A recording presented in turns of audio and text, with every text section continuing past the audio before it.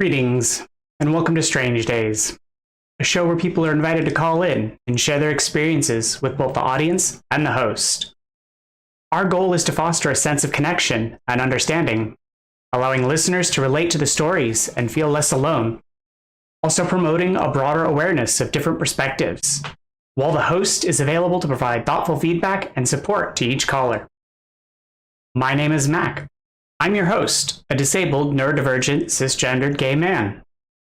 While waiting for an audience to form, I've been playing through Stardew Valley exclusively on stream.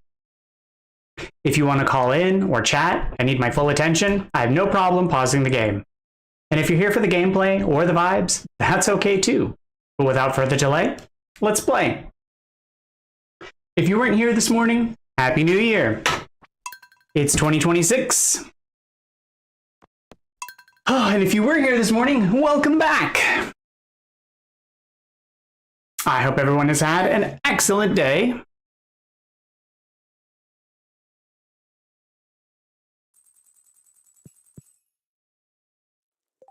Oh, let's pick up where I left off.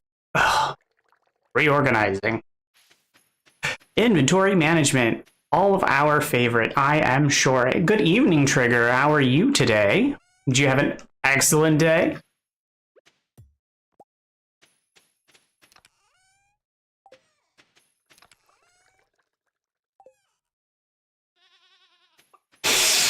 I think we were moving all of our veg and storage over to the other area too. But I think I needed more boxes.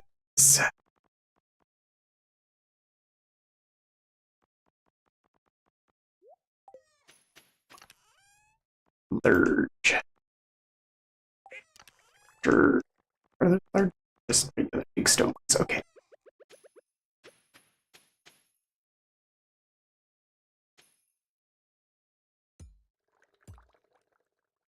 So this one is going to the place.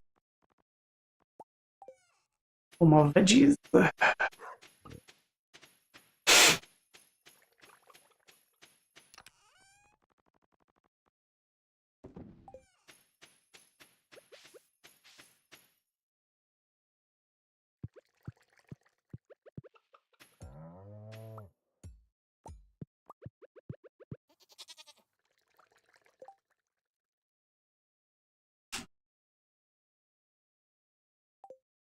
I mean, I guess that's okay. I mean, for tomorrow, that is.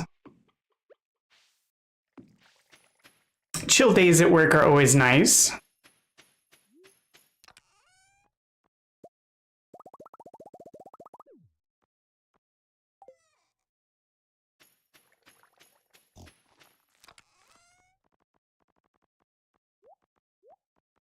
It's one way to get the year started. I mean, you know, taking it slow.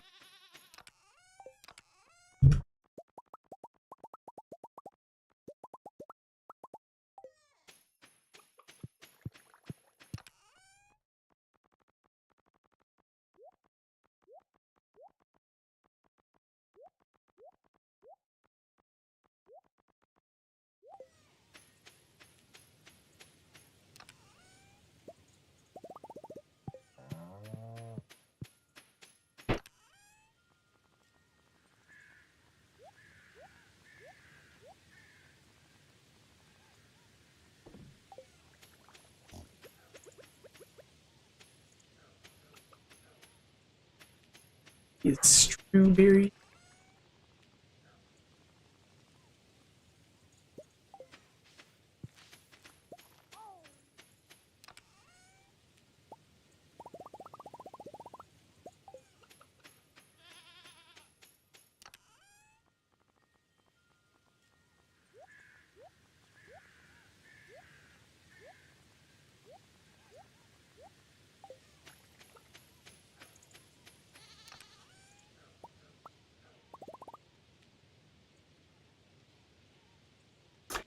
Yeah, I know. It's unfortunate that, you know, like you have to go into the office with nothing to do.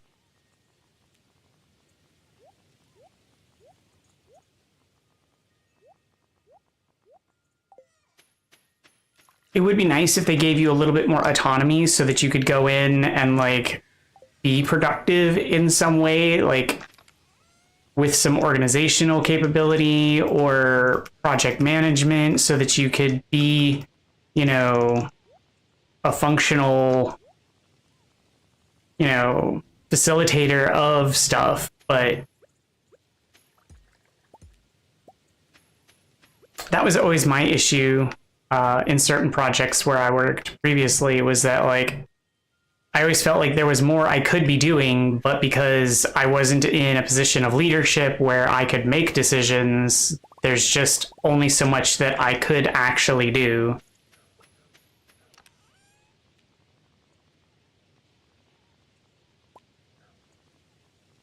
Because until I had decision-making power, it was just sort of like, well, I guess I'm on my own. I can't really be a decider. Wait, salmon berries a fruit. Why is it in this box? Oh, and that is also not the right box.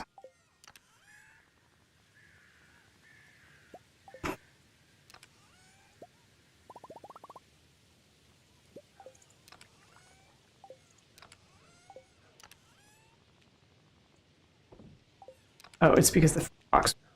What?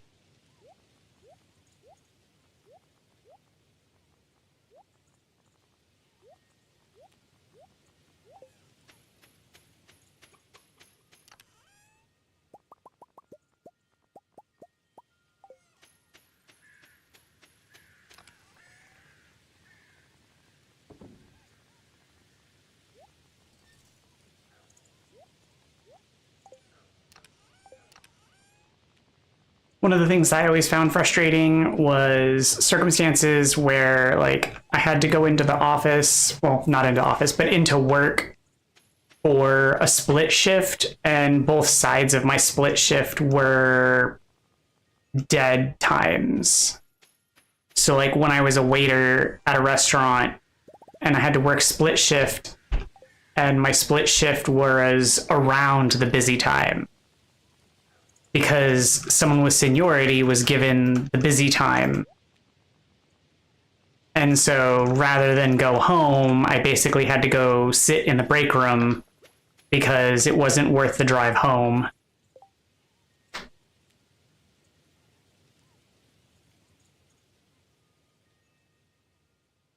Oh. Well, that's not exactly ideal.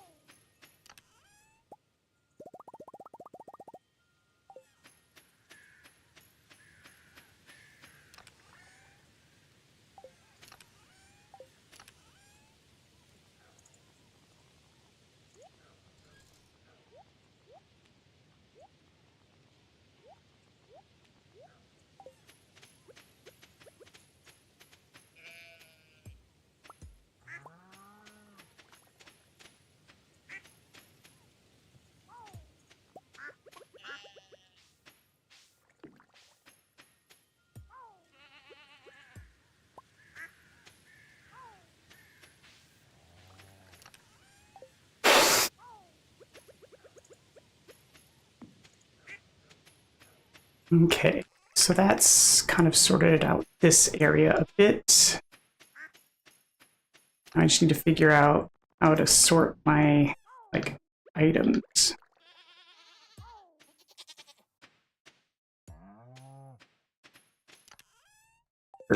Get burger. Right.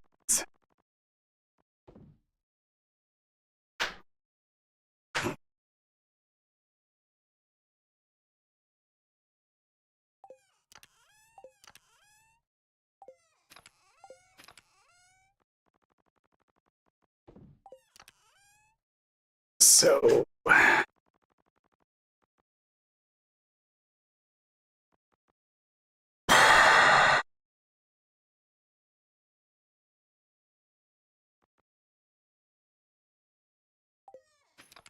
already siphoned these off.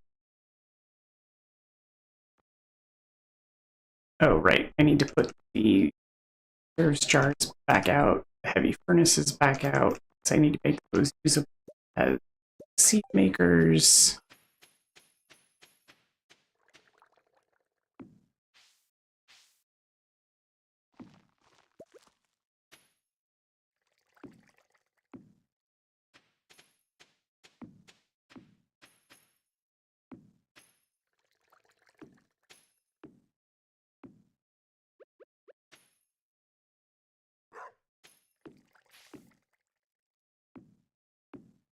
Here we go. Things cut off now. Oh, that actually worked out really well.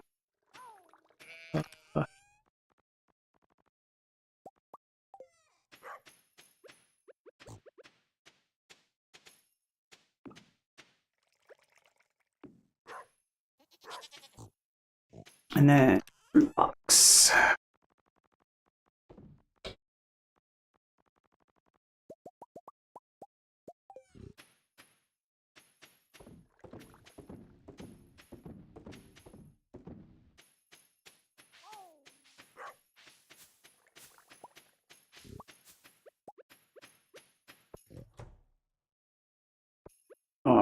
I forgot to water the plants inside, which I need to remember to do before the day is out.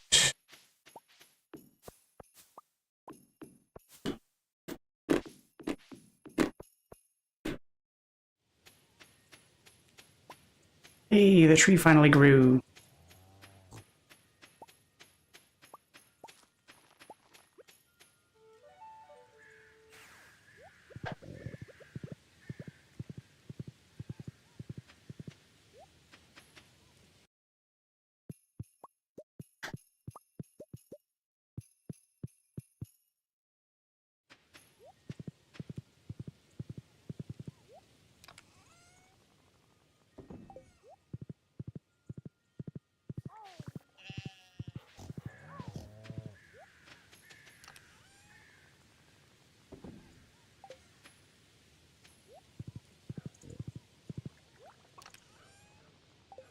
Seeds.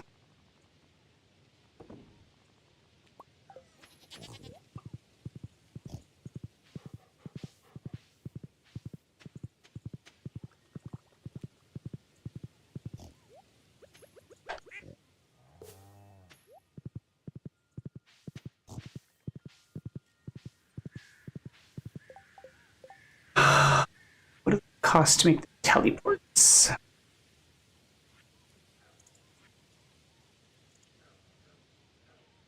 Lots of hardwood, and hardwood is kind of pricey. Yeah, because I still don't have a whole lot of it.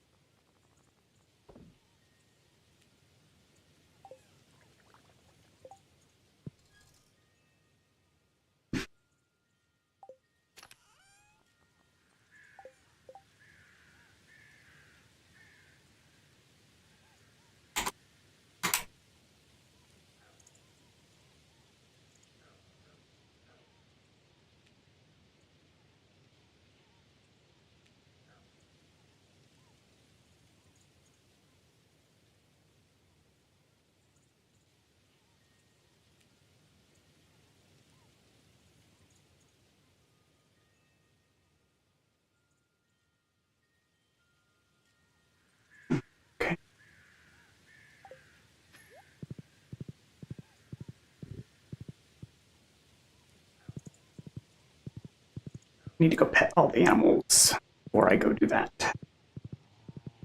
Since it's almost their bedtime. And Vale will want to go to sleep, like, right away, since they're needy. Oh!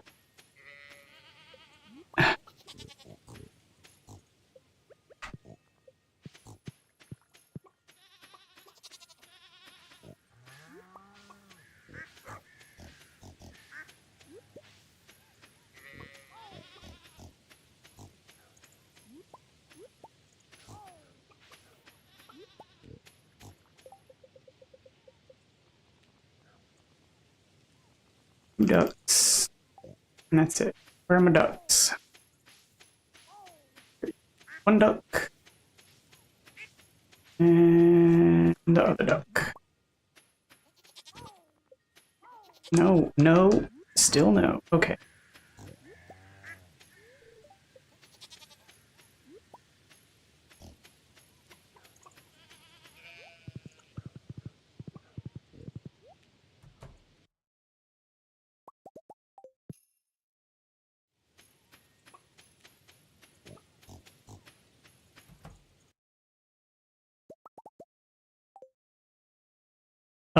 What llamas?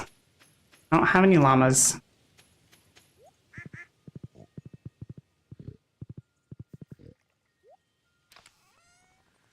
Be cool if I did, though.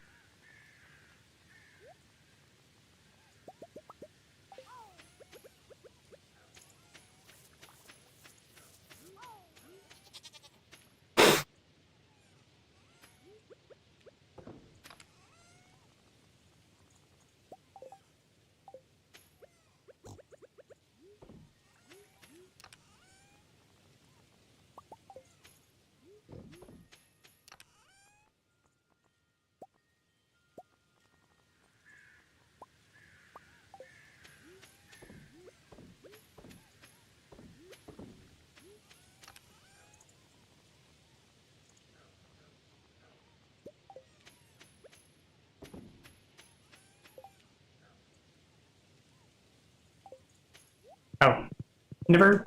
I don't think I've ever heard of a llama song.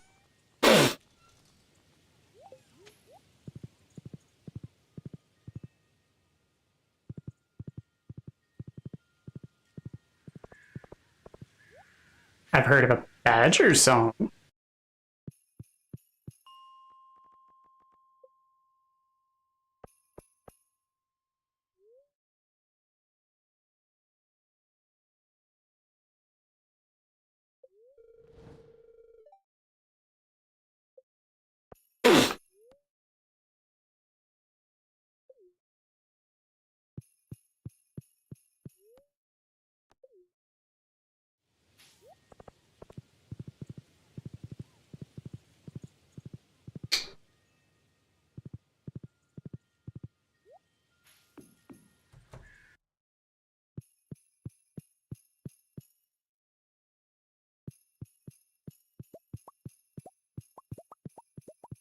Still blueberry. Come on.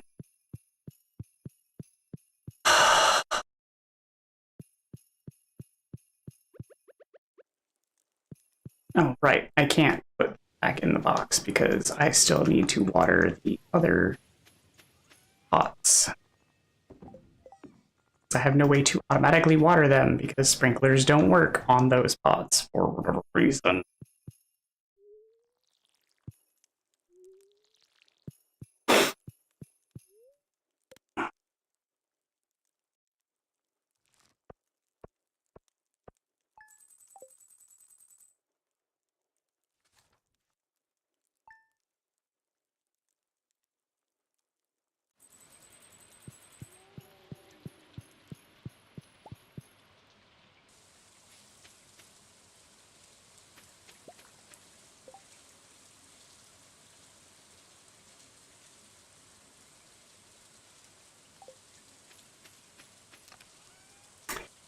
Yeah, I know that frustration because I used to like an old 80s musical called Sing, and then they made a animated kids film called Sing. So now trying to find the 80s musical is basically impossible.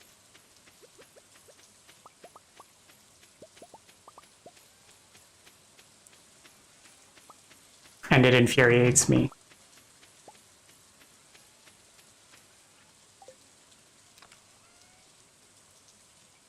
Well, lucky for you.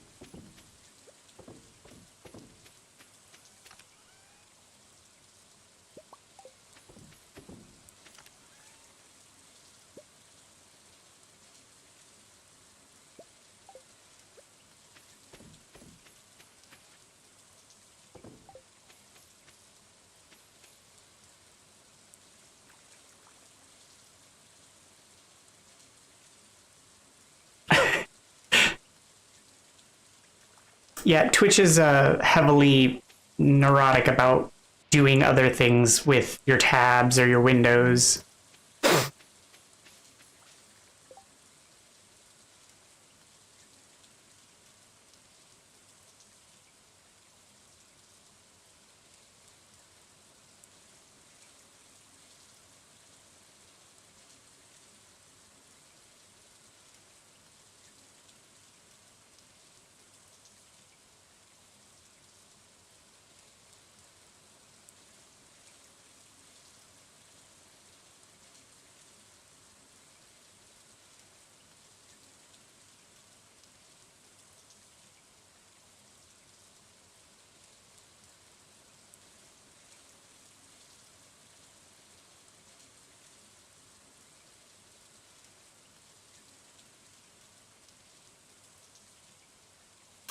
You're weird.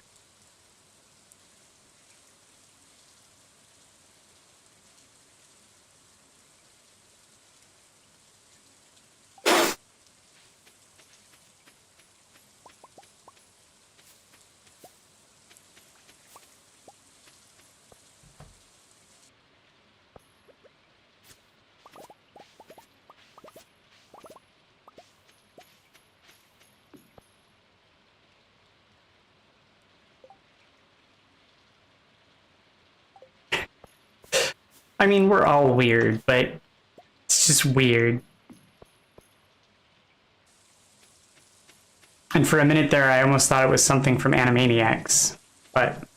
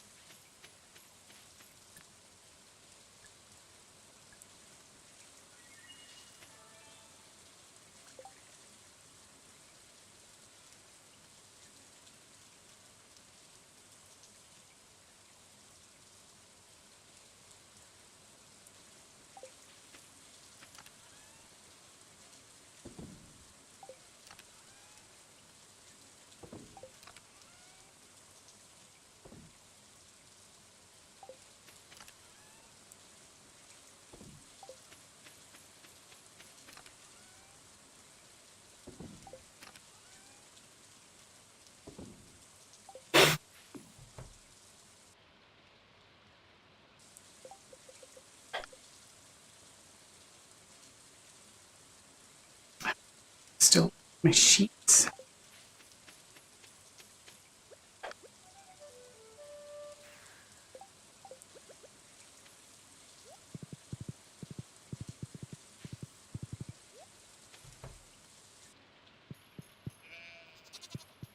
Not sheep, goats.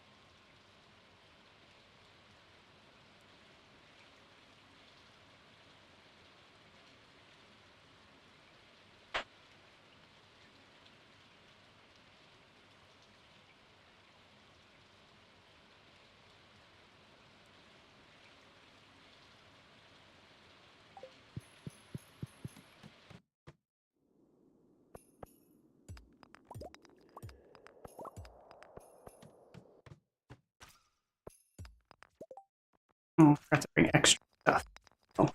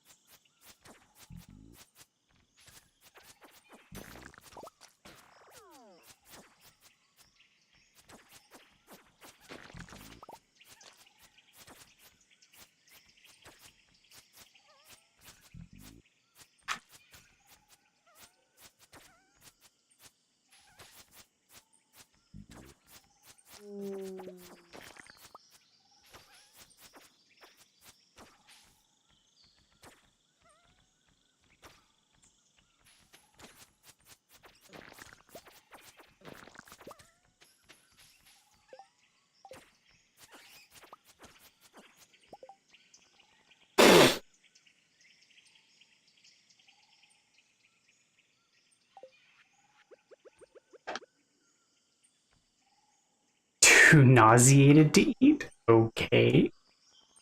Oh, because I'm still afflicted. That's why.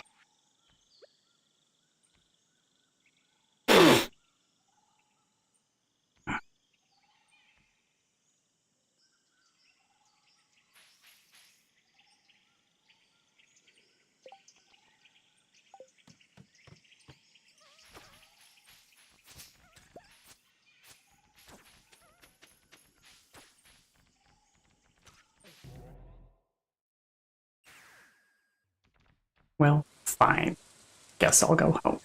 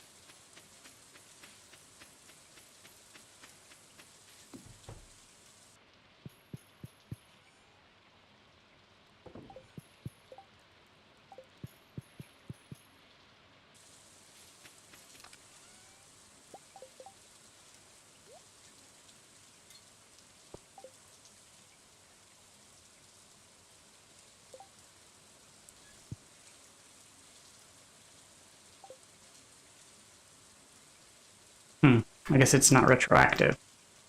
Well, that's unfortunate.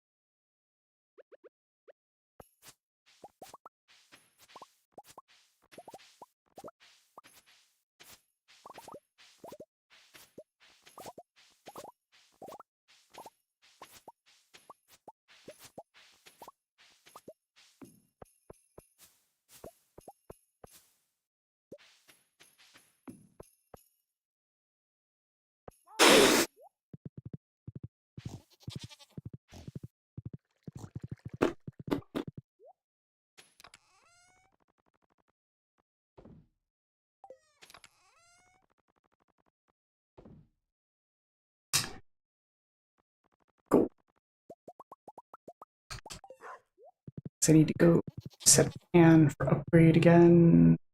Gorge tier. Oh, but it's not time of day yet, so I will not bother with that.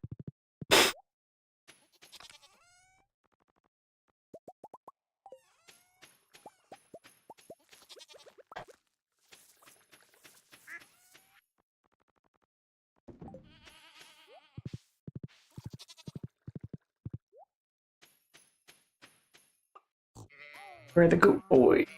1 and 2.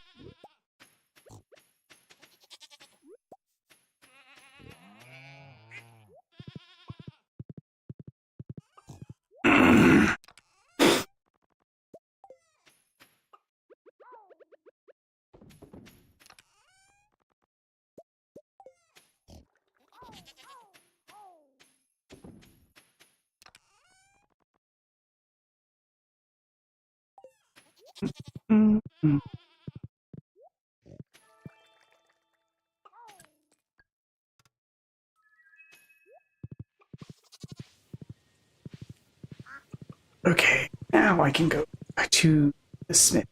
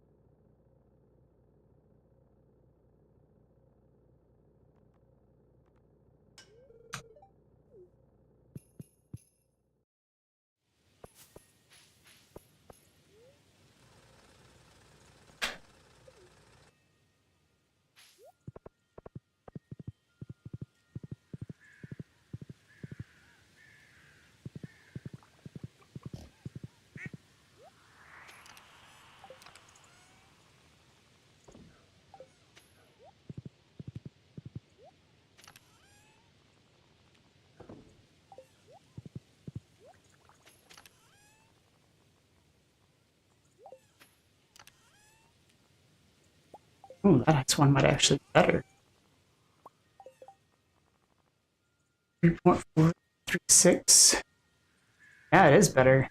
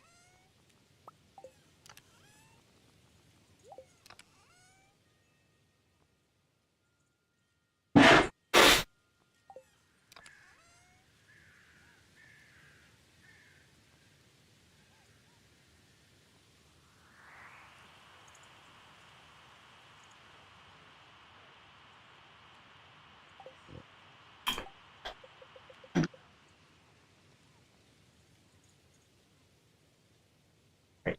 Let's assume trying to gain shipping.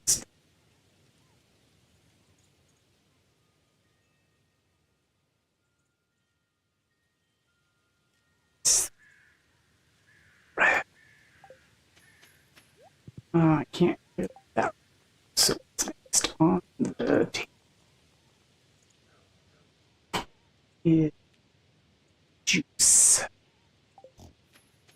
Do I happen to have a juice in the fridge?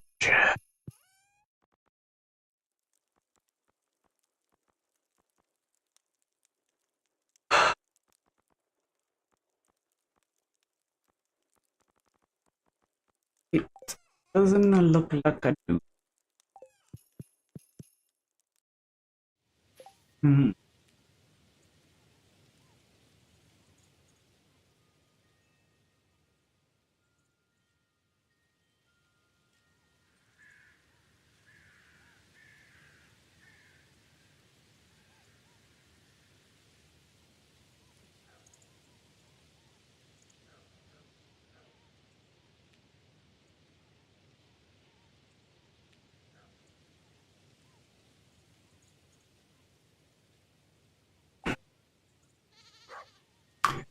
Well, crap.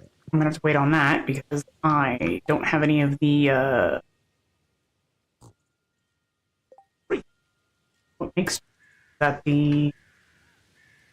Oh, it goes in keg. Well, I don't have kegs open right now. That's what required beer. So, that's gonna be a minute. Uh, and that's a poppy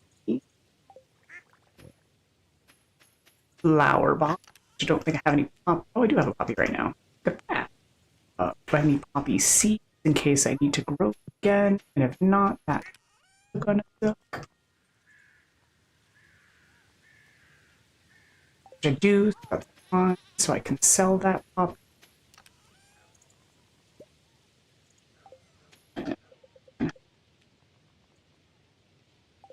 I need a copper nug and an iron nug.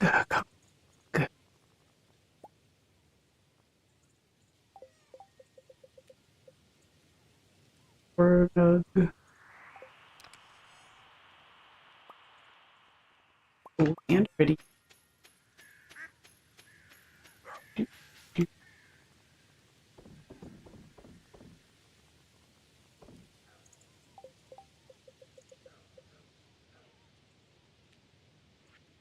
And then done. So it's stone nautilus.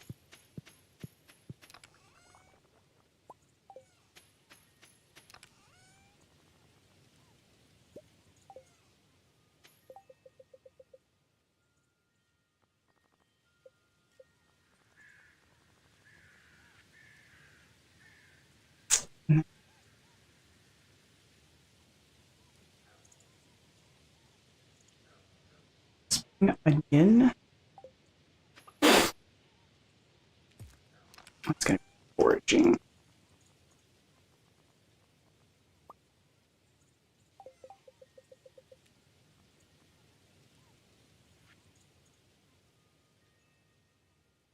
Plum, hazelnut, and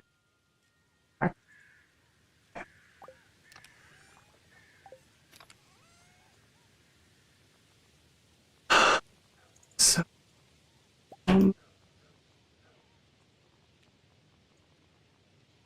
very.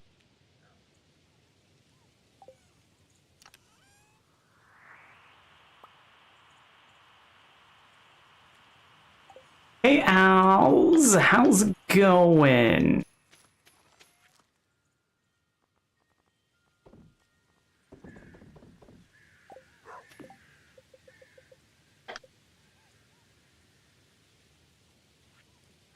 I'm doing all right.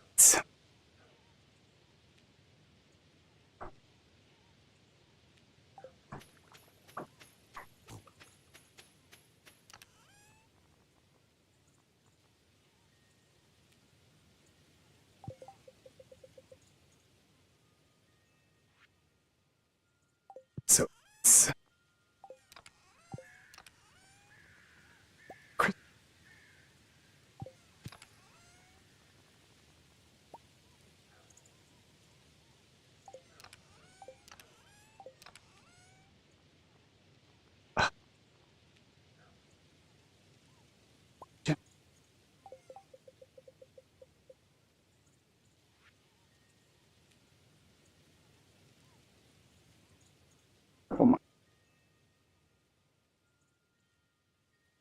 gonna call.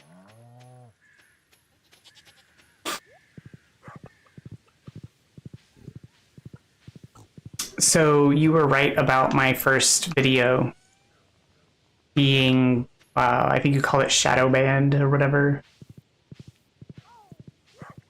I mean, not that I disbelieved you or anything, but because my new video already has more views in the short time it's been up.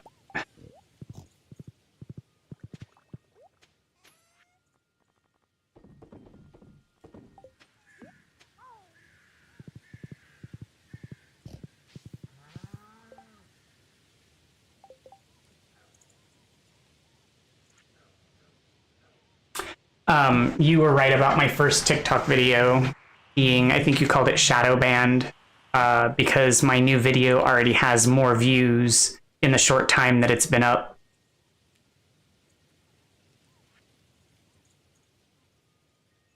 Yeah, I mean, I'm still not, like, there. I have a limit to the amount of, like, I guess, effort that I'm willing to, like, push to make things happen. Like, upload, re-upload, redo, do, redo, do, redo, do, upload, change, shift, tweak, and futz with things, and having to record, re-record, edit, re-edit, upload, and then re-upload. Like, I was done at that point. So, like, I have a limit to how many times I'm willing to do stuff. And, like, I'd already hit my threshold for that doing, so, like, but it's fine.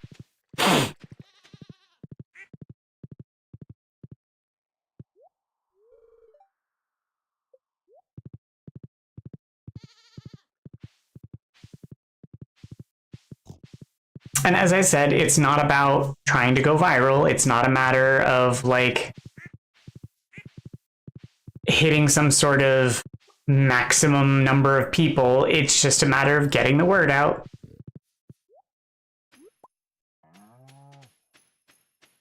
I don't have, like, a quota, so it's just a matter of trying to reach people and, you know, getting people to, or reaching people that I can. So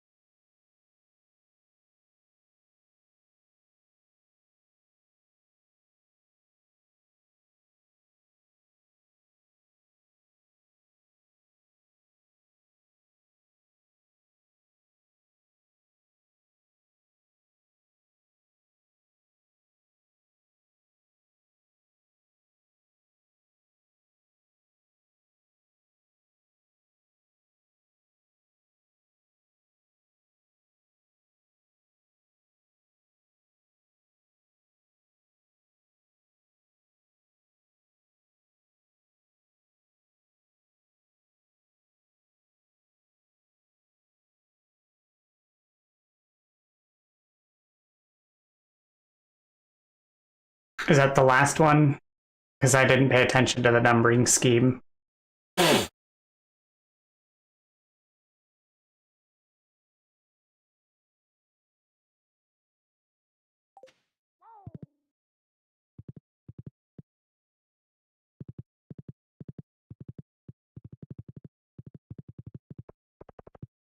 Uh, what about it broke you?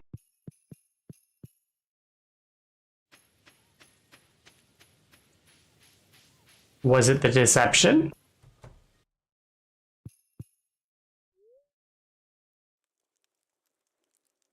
Oh, the reveal, like the telling the party.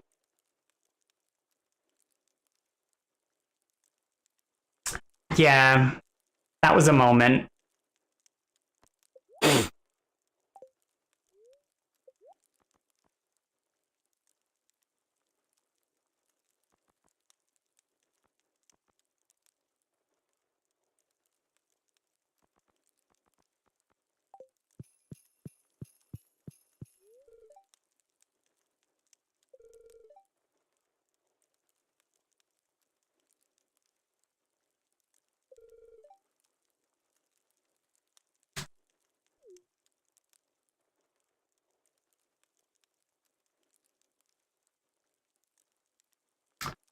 Oh, it had that kind of impact on you.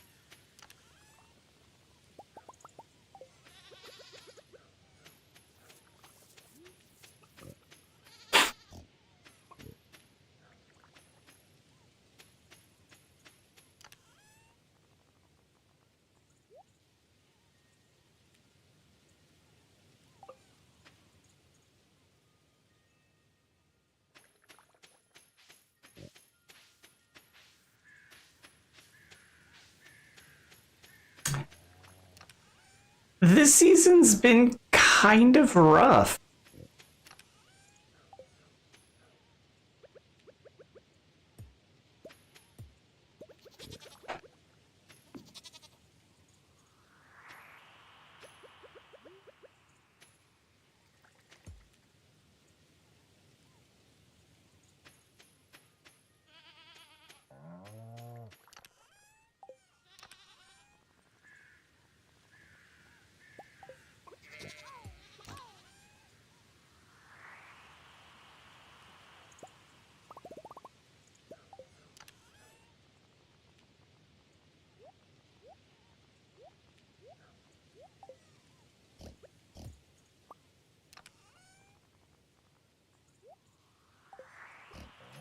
Yeah, I mean,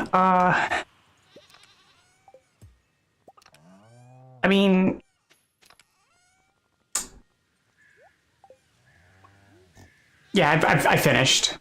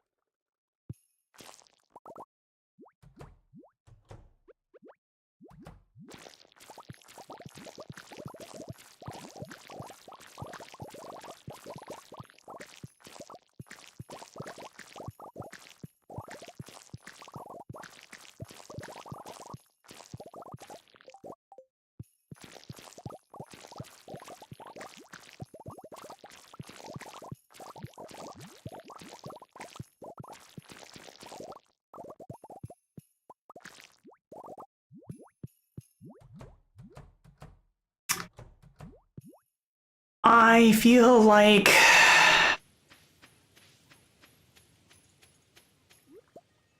it's just very raw for you right now. That it's a sensitive spot specifically.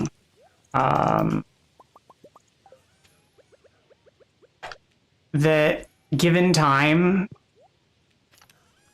you may look at it with a different sense of a hope and desire rather than hurt.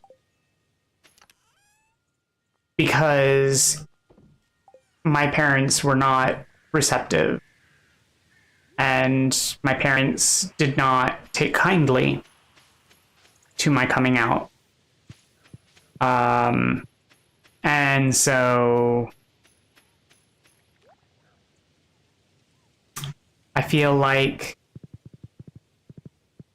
the scene was Not like a slap in the face, but it was something that it was more wistful whimsy and not whimsy, wistful and hopeful. And like, it was more wishful thinking and maybe wish fulfillment. It was sort of like a dream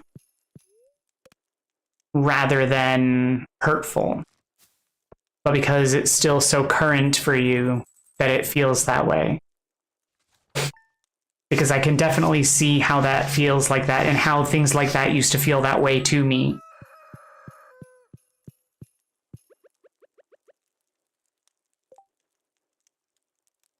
No, I know it'll never be that way for me either, because it's not that way for me now. Like it's certainly will never be that way for me because it wasn't.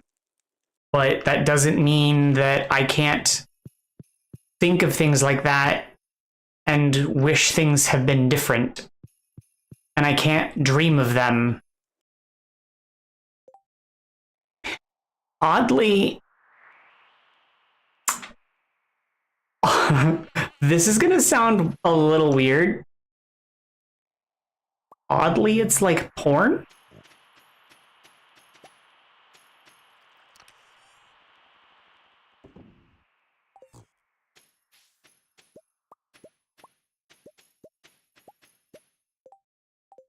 Well, it's the same way that one might watch something erotic for gratification.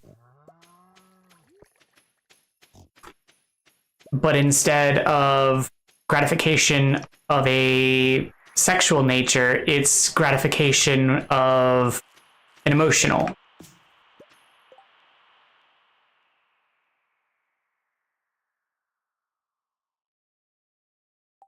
No. It's more like when you watch something for a different reason. So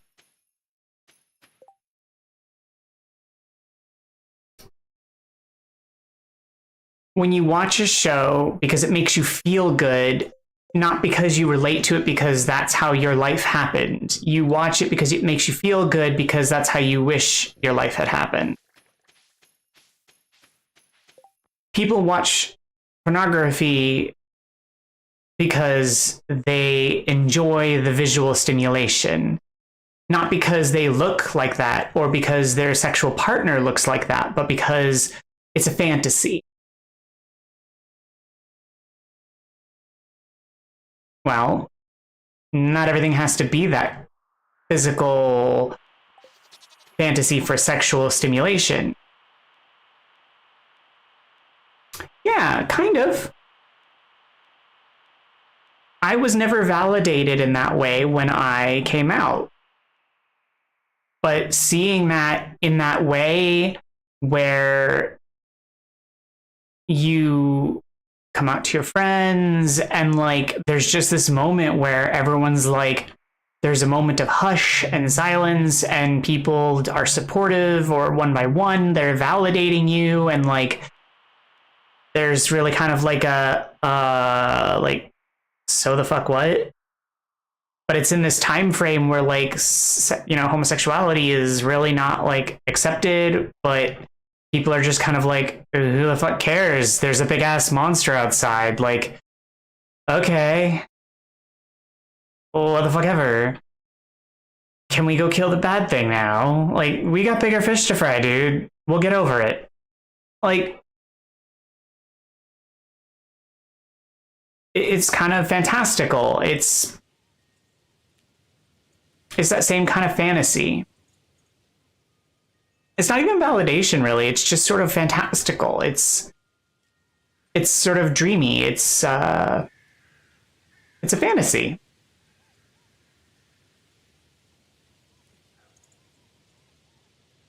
It was nice to think about it that way.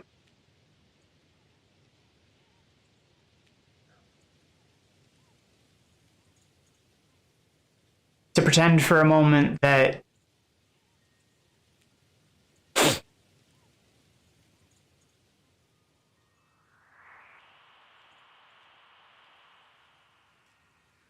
maybe I could be in a family like that.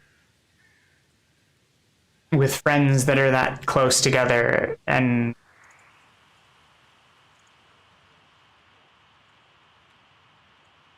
be accepted for just being me.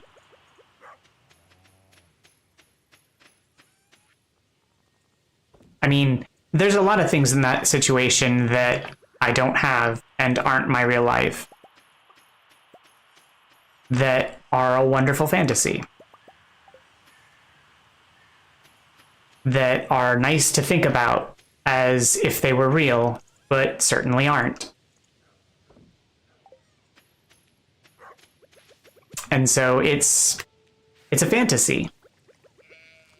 It's part of why I watch TV and why I prefer to avoid very serious and heavy things, and why Stranger Things was a bit of a step away from what I normally watch. I prefer comedies and lighthearted things because very heavy things tend to bring me down.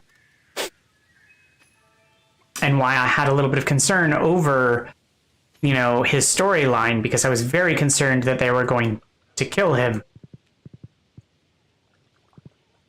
Spoilers.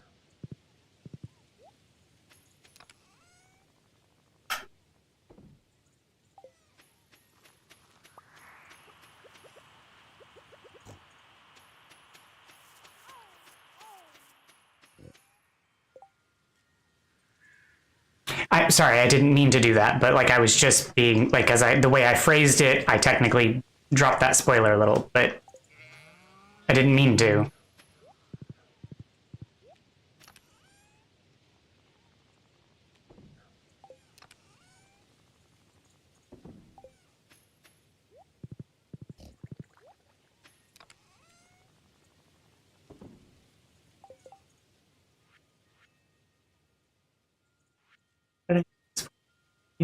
Something. What was I crafting? I was crafting a thing and it needed this stuff. What was I crafting? I was crafting, the bluegrass. That's what it was. It's a fiber.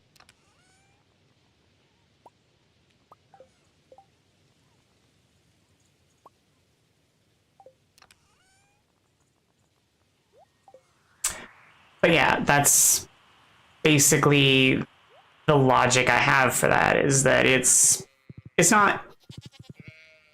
like porn in that it's a fantasy, but it's a fantasy insofar as that, it's pretend, and that's why, it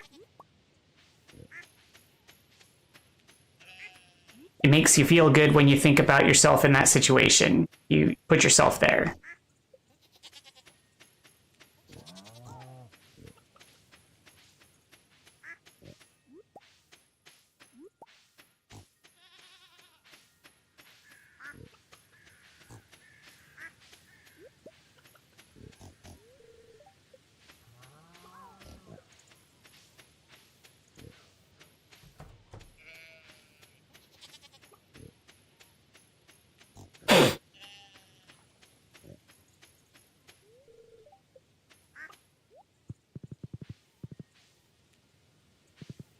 No, it does take some effort to get past and over that. That's why I'm saying that it's easier to do when you get a bit older, because right now you're still very raw from the reality of it. You're still caught up in the current moment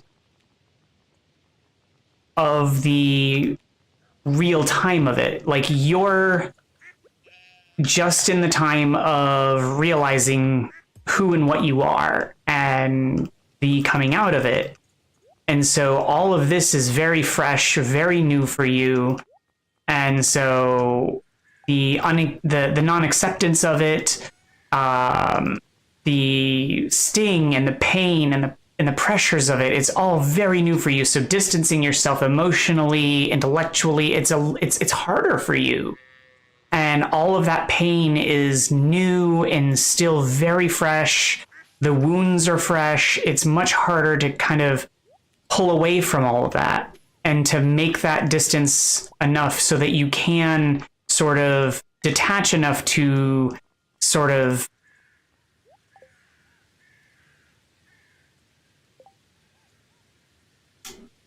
feel and to play with that fantasy. Which is why, like, I joke about wanting to watch Bluey with you, because I think that Bluey is a wonderful show. I laugh, I cried, happy tears. I cried happy tears, because it is a lovely show. But I think that I wouldn't make you watch it if you don't want to. I think you would love it if you gave it a chance, but I trust your instincts. I would not make you. Because it is a lovely, lovely show. But you are very raw with your family. And so someday I hope you give it a chance, because it's beautiful in that the idea that even if you use it from the perspective of how to grow as an adult and how to raise children and how to interact with them and how to be a parent, even if you can look at the show from the perspective of storytelling and how to write a show for children, but also maintain context for adults, it's wonderful in the detail. It's a fantastic show. It really is. But again, I would not force you to. I hope that someday you do give it a chance, though. It is multitudes of depth. But you have a lot of depth in who you are. You have multitudes of layers and complexity, and in that you have a lot of rawness to yourself. You have open wounds, and you have a lot of pain, which is, again, clear in your poetry and in your writing. And I will let those wounds heal on their own. Not going to force you or push you to deal with them in ways that you don't want to. So it's going to take time for those to heal. And that's evident in how you react to certain scenes and shows. Just be cognizant of it. Give it time.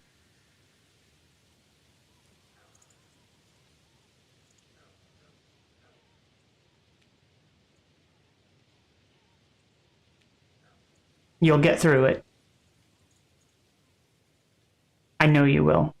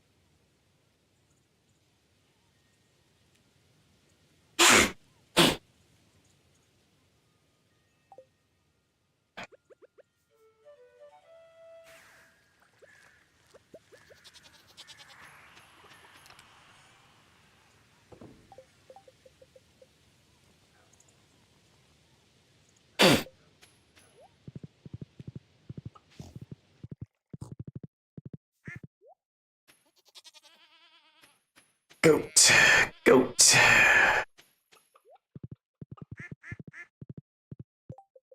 Are all my pigs all pet? Are they full of hearts? Yeah, pigs are done. I don't have to worry about petting my pigs.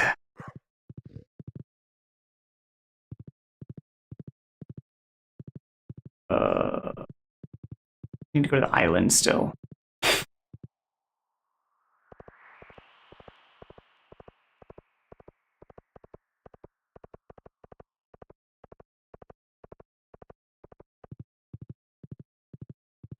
Oh, you would get in the way.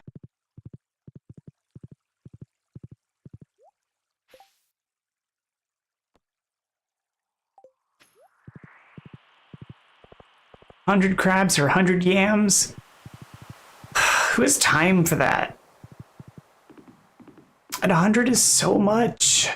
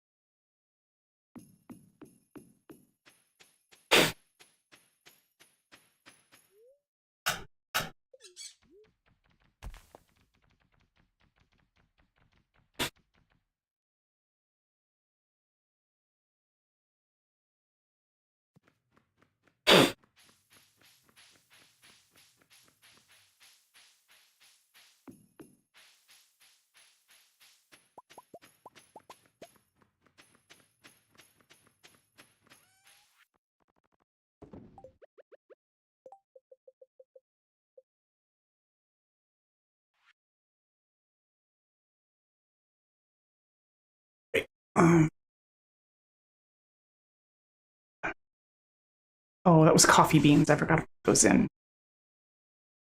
Duck eggs.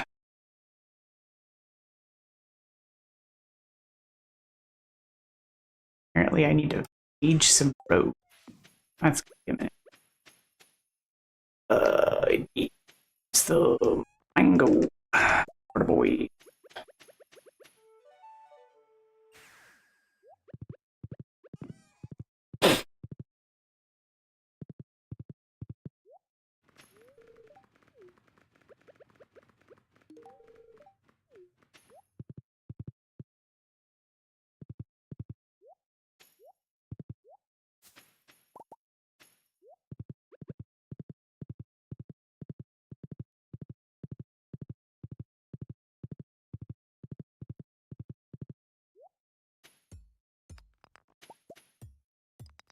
Berta.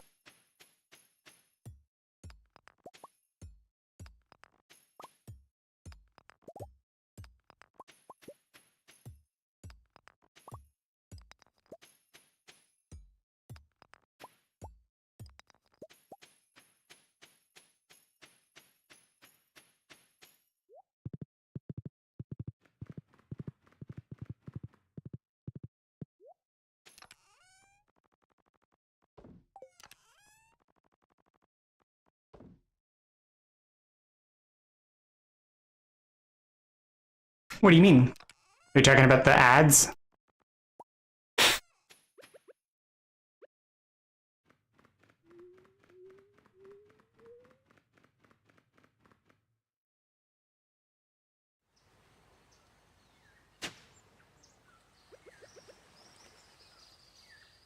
Oh, you're not doing so bad.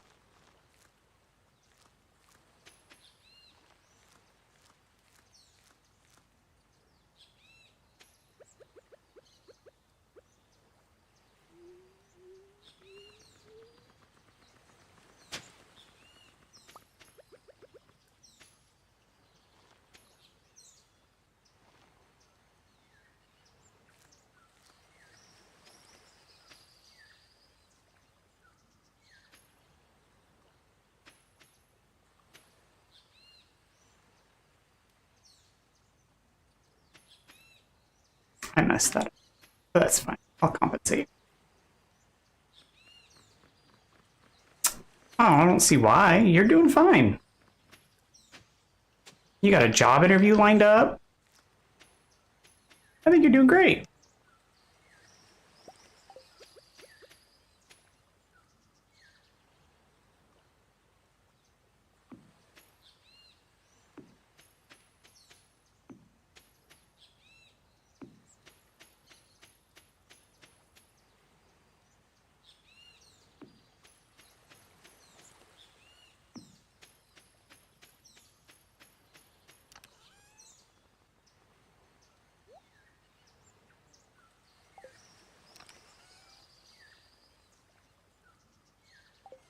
Well, what's your brain telling you?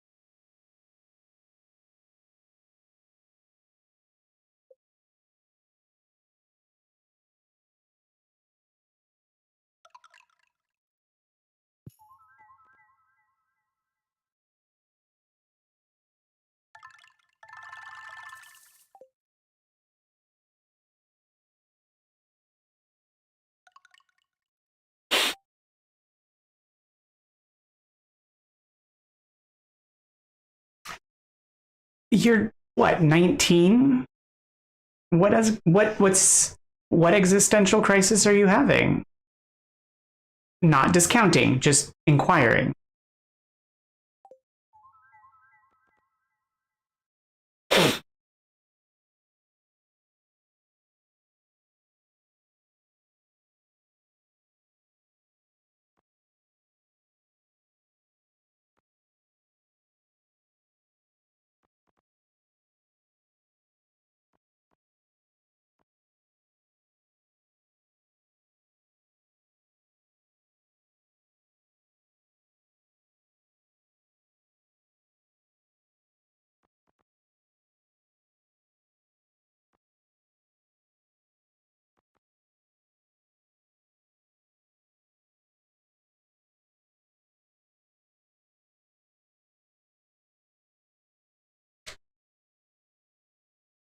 Well, that's vague. Can't really talk about that or help you with it.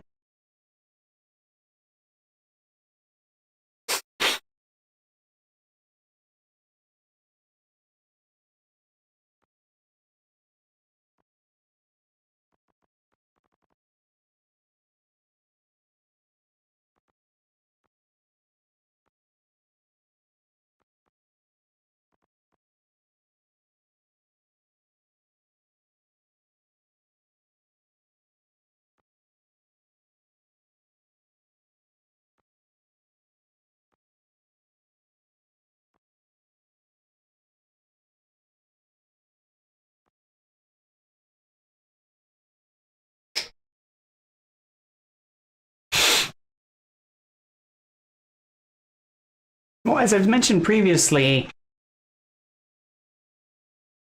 you have to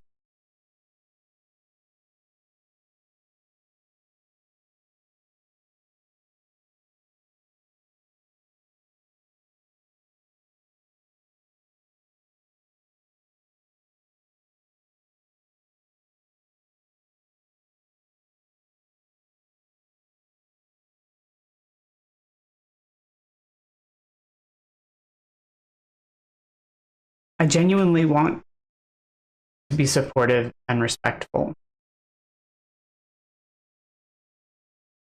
But I also want to be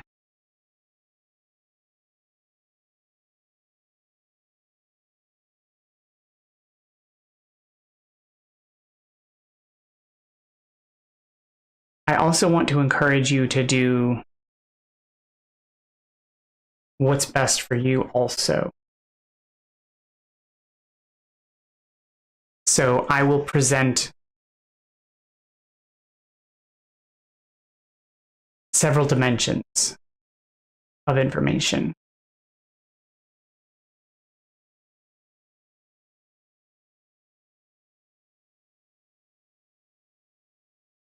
You are in a tough situation, but as an adult, you have to be aware that parentification is not okay. The circumstances that you're in are not okay. You're aware of that. But it is also not okay to be manipulated into a position where you feel that you have to stay to protect others, to be a parent for other people. It's not okay that you feel trapped, that you're sacrificing your life for other people is also not okay. That's problematic in of itself. There are programs and services that should probably be involved in that case. And I know that that is upsetting and also a problem. And those are decisions that would definitely be on your plate to consider.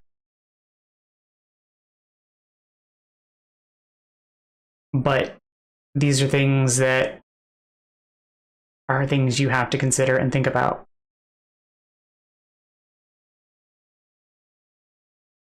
it's a matter of figuring out the right thing and the right thing for you. But you're 19 and understanding the proper course of action and how it's going to have a resonating impact through your life.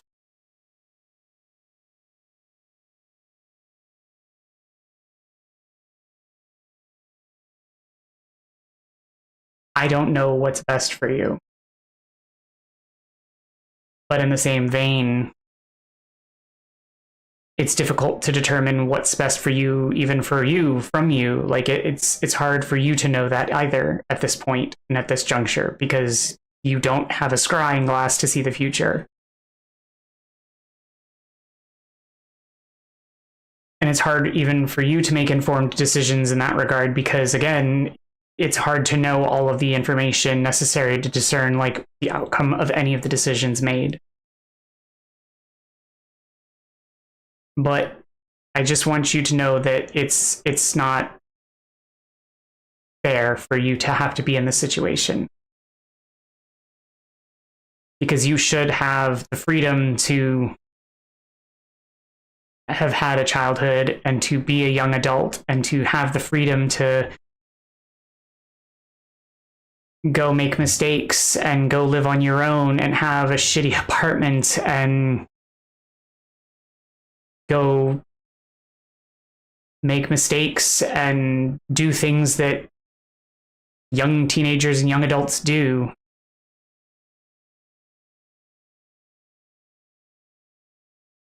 These responsibilities shouldn't have to fall on you. And that's kind of what I'm getting at, is that this decision shouldn't have to be on you, and you should still have the option to not have that decision to make. And you do have that as a choice. I know it's not a decision that you think that you have, but there are choices to be made. Like, rather, it's a choice you can make. I'm just saying it is there.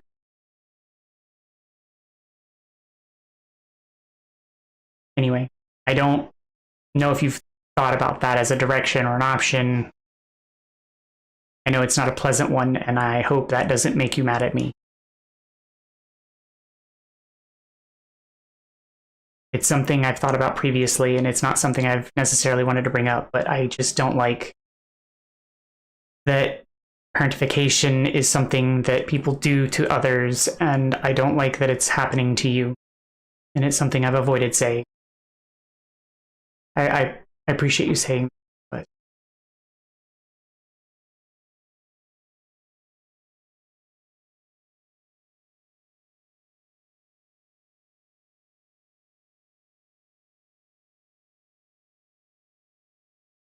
I was worried it was going to make you mad. But it was something I felt needed to be said. I just was worried about how to say it and saying it appropriately.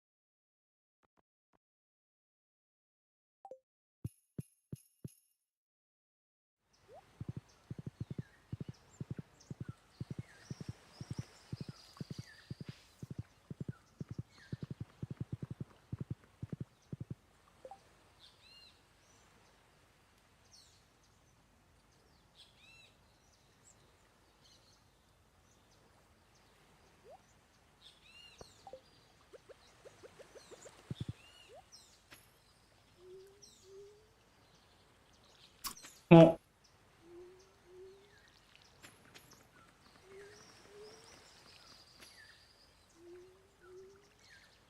that's also something to talk to whatever service it is about, is like what the options are.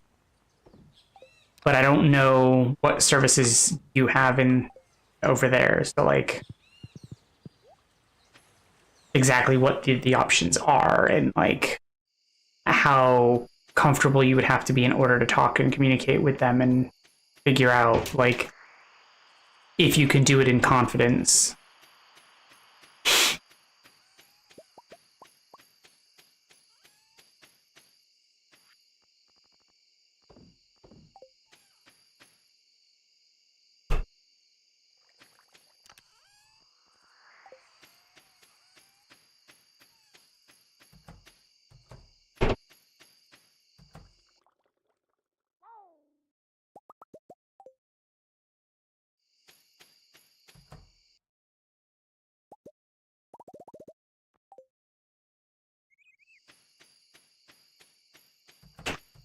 But again, it's not anything that like I'm forcing upon you. It's just something that I felt needed to be said, since parentification isn't a positive influence. It's not healthy, but it is something that appears to be happening to you, and I wanted it to be something that you were at the very minimum aware of.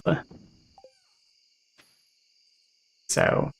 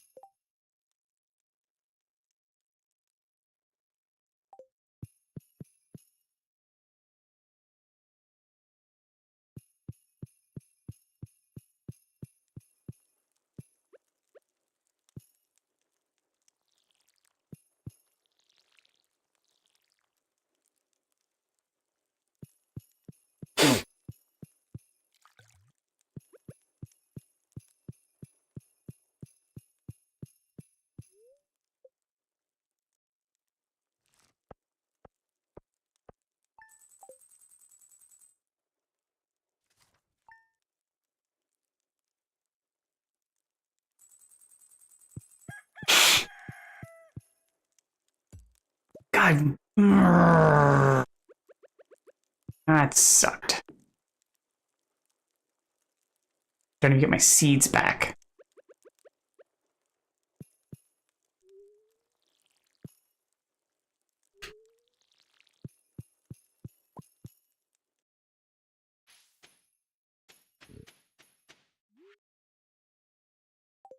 You know what?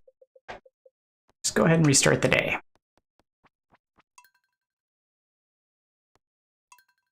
That way, I didn't break the pot.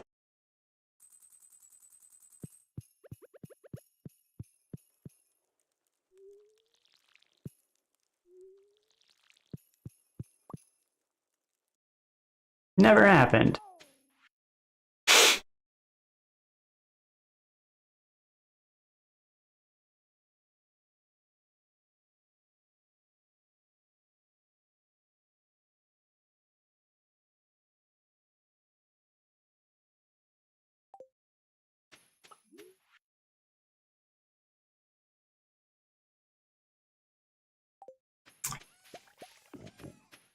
It's... I just... Like, I get that it's all complicated and super not good. I just wanted to make sure that... I just wanted to make sure that you were at least aware that you sacrificing, like, your young years to take care of children and stuff, and, you know, forcing yourself to grow up is not necessarily good, and that you technically don't have to, and that you have choices. But if it is a decision that you make, that is up to you. But I just wanted to at least, you know, like, that is just a clarification I wanted to make and say, and that's all. Like, I didn't want to necessarily make you feel any guilt about it. It was just I don't know. It was just something I felt like it needed to have been said, but also, I don't know. I know it's very complicated for you.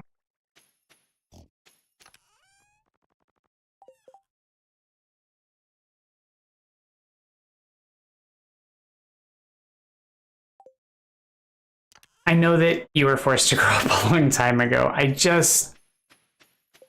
Man, I guess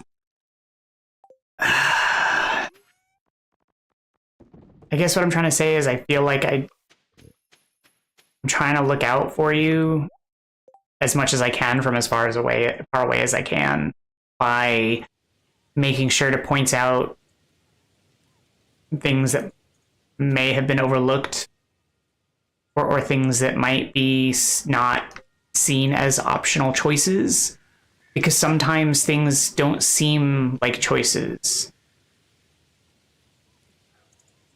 because we feel like we don't have a choice, that we just have to do this thing because we feel like we're compelled to, like we don't have an option, when we really do have choices. And that's why I felt like it needed to be said that, like, you have choices. We may not like them, but you have them. So I just felt like if it was said, maybe it would be made clear that, like, yes, you do have choices. You might not like them, but you have them. And that's why I just sort of felt like it had to be said. So, but I understand everything is complicated.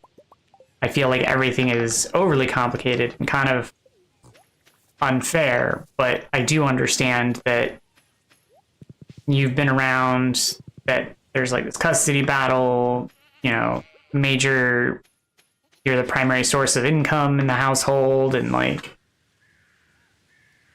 but also you also have to take care of yourself. It just, I know you have all of them. I just feel like with all of that going on, who's worrying about you? And so I'm trying to be your advocate too.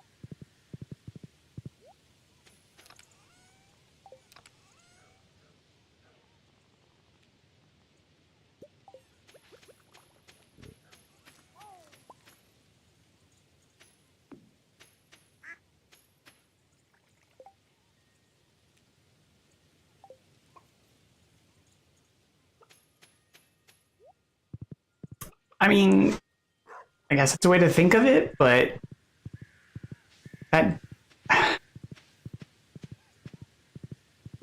doesn't necessitate, like, you. There's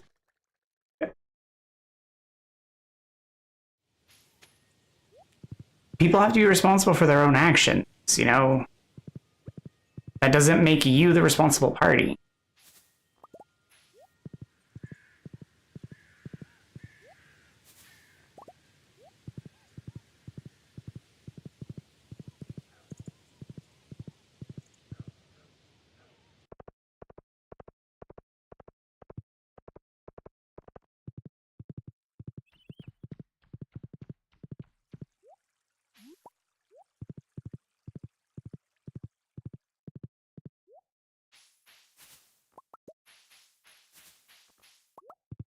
because you also have, like,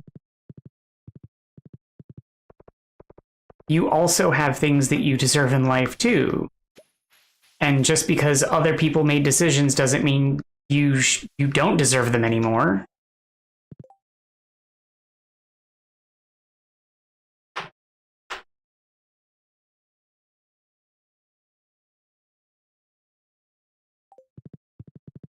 I understand, but just because he was enabled doesn't mean that it becomes your responsibility.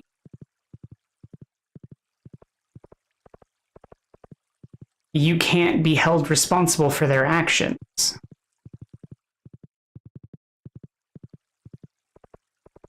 I understand it may feel like you should take responsibility, but that doesn't mean it is your responsibility.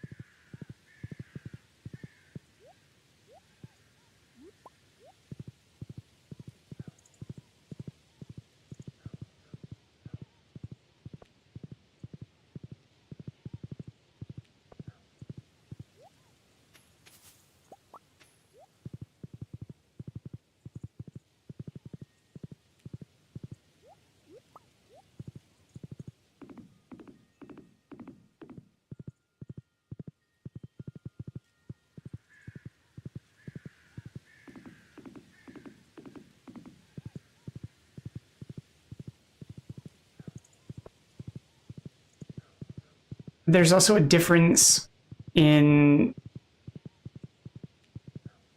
not watching and doing it for them. So, like, you can point out that there's a problem versus taking over.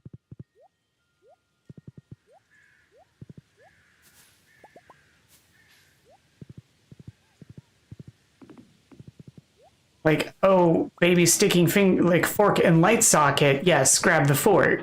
But, oh, hey, baby needs diaper changed, tell them don't do it.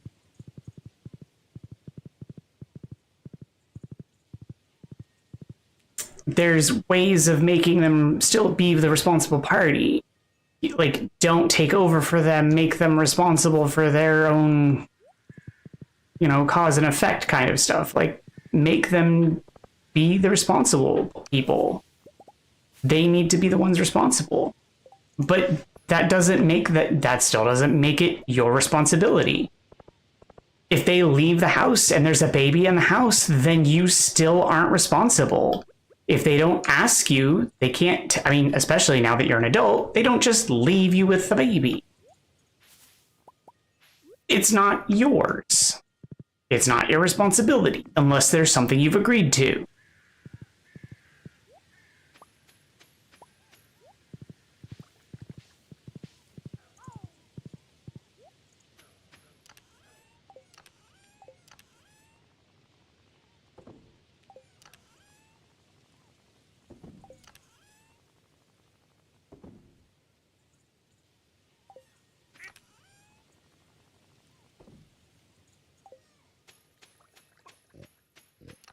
Because it's not about being heard. It's about responsibilities.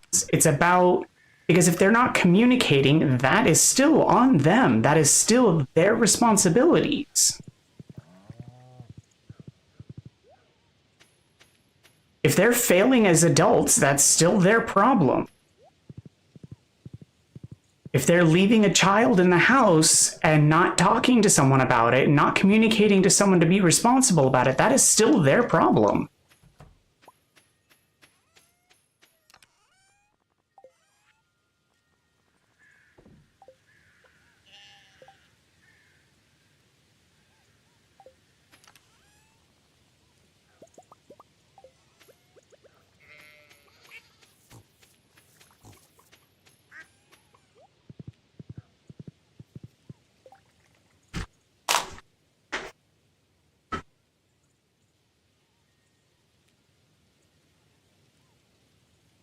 the same reason that you cannot compete for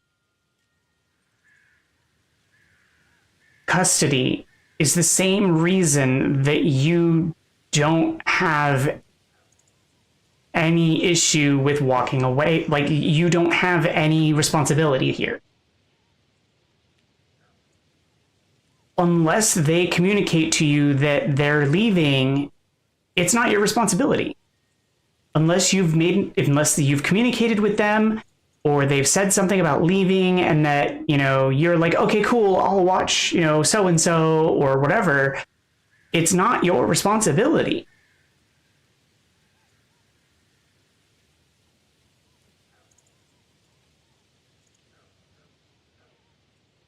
But it's still a communication. I mean, even historically, back in the heyday way, like back in the beginning way.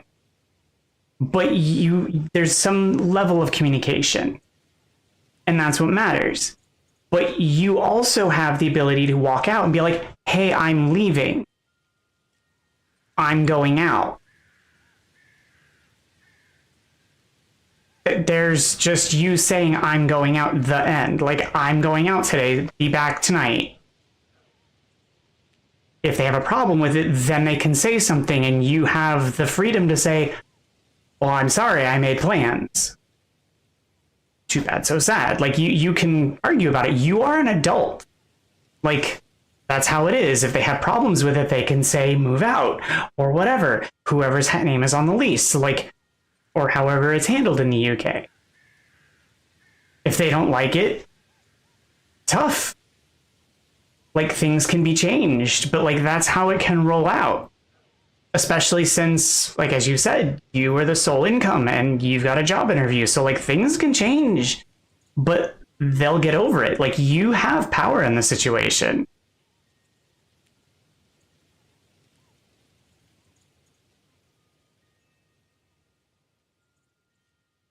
Especially if you're the one bringing money into the house. Because I'll bet you anything, if they want to maintain custody and you're the sole income, that's going to be a big boon in their pocket trying to maintain that custody.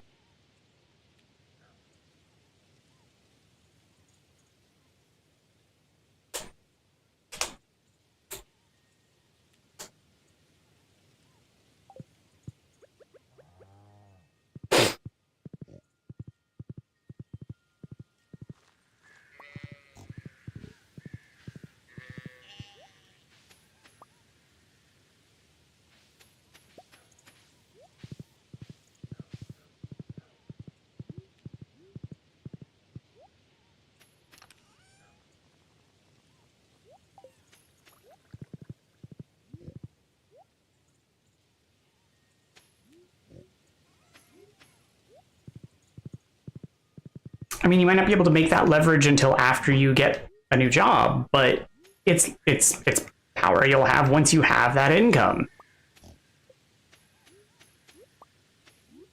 But they need to stop pushing you around, and they need to stop treating you like you don't do things. Like, it's kind of messy.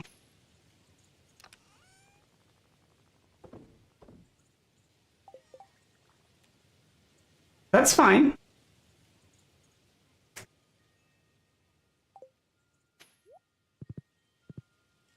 And that's absolutely a prerogative. I just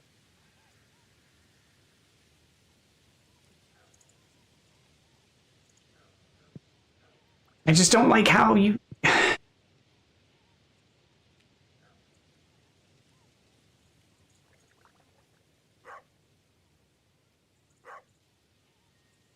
you just seem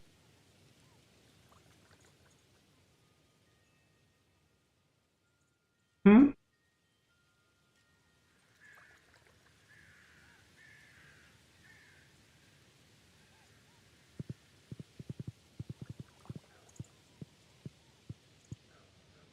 No.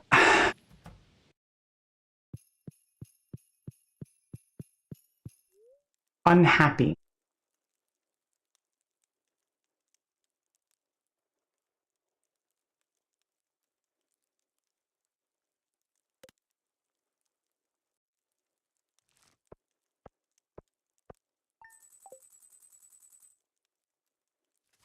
Yes, I don't like how you seem unhappy.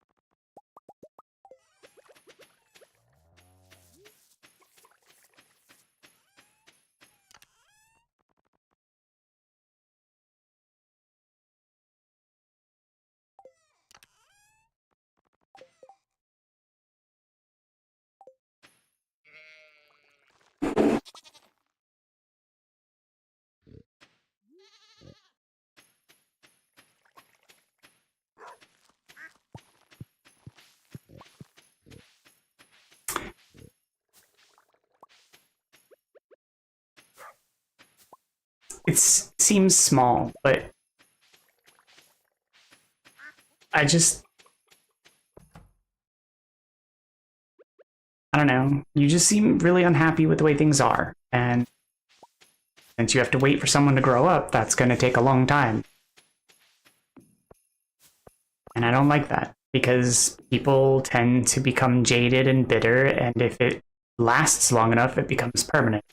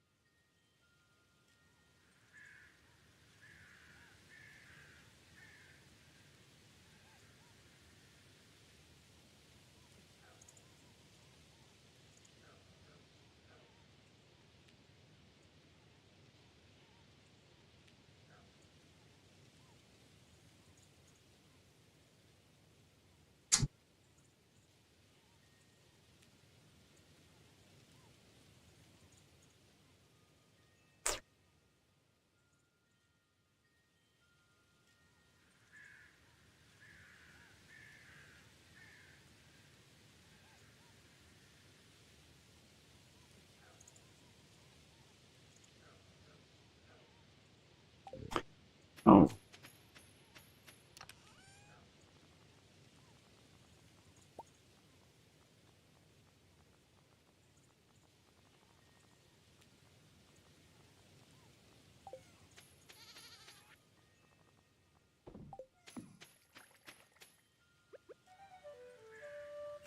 Hey, Casual, how's it going? Happy New Year! Did you do anything exciting?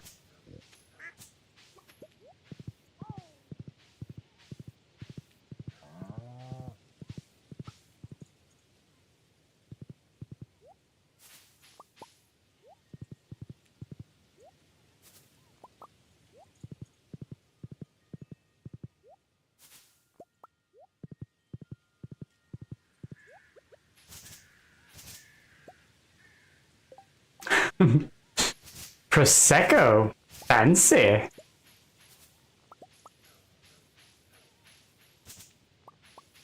I honestly have no idea what Prosecco is. I'm assuming it's fizzy wine of some sort.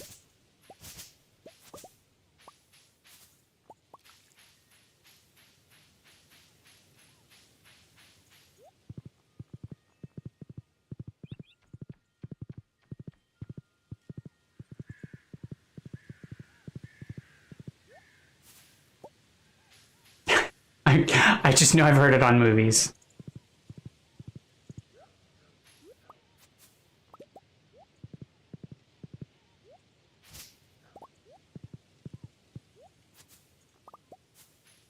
Does it taste better than champagne?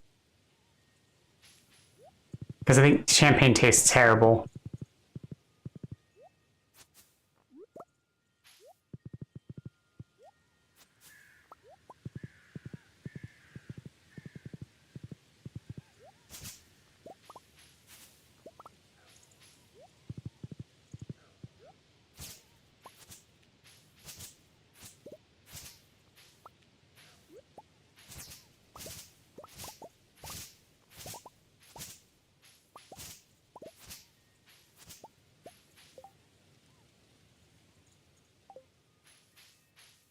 I've had champagne before. I mean, like, even as a mimosa, champagne is just awful. Like, it's just terrible. Like, I don't know. Champagne's just terrible. But yeah, I can't drink anymore anyway, so, like, I don't even want to bother why I'm sharing my input on alcoholic beverages since I can't drink.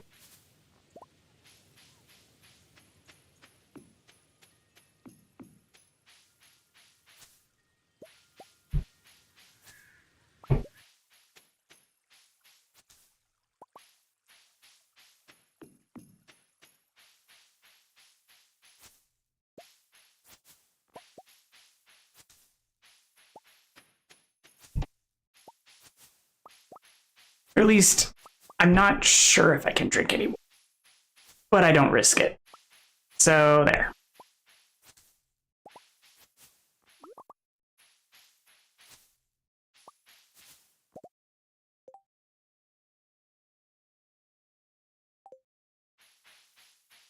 I don't drink mostly out of fear.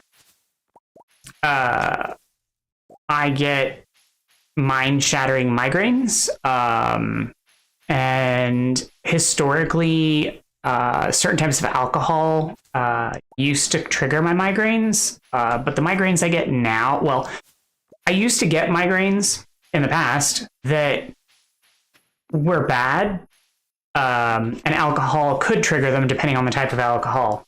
But earlier this year, I had surgery, and now I get mind-shattering migraines that are nothing like the migraines I used to have. And so now I don't drink out of fear that the migraines will happen. And so I don't know if they will be triggered by alcohol, but I don't drink out of the terror. That's really the reason why I don't drink. Because the new migraines I get are very frightening. Because on a scale of old migraine to new migraine, these new migraines are an 11. Yeah. I thought my old migraines hurt a lot, but compared to these new ones, they do not hurt that bad, or did not hurt that bad. So yeah, I don't drink anymore because of that. Which is sad because I was a fun drunk. I was lots of fun at parties. Well, depending on what I drank, but generally speaking, I was fun.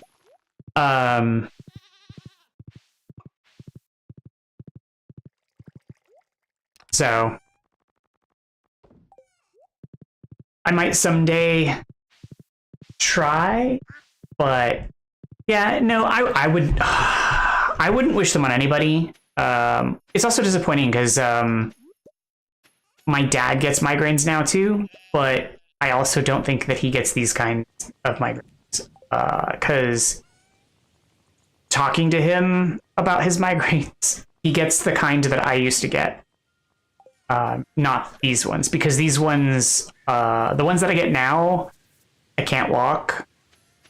I can barely talk. I can't really function. I'm kind of a gibbering mess. And then after I get them under control for the next 2 days, I'm kind of useless cognitively. Yeah, it's a thing.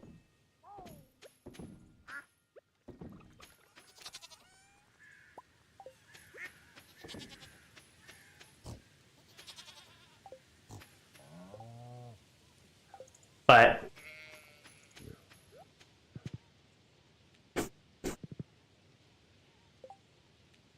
yeah, it's scary. I've gotten them mostly under control. So I had the surgery earlier this year, and then when the pain meds finally wore off, then the migraines rolled in, and I was having them pretty much weekly, if not multiple times a week. And then I finally got into a headache clinic who got me set up on a better medication regimen.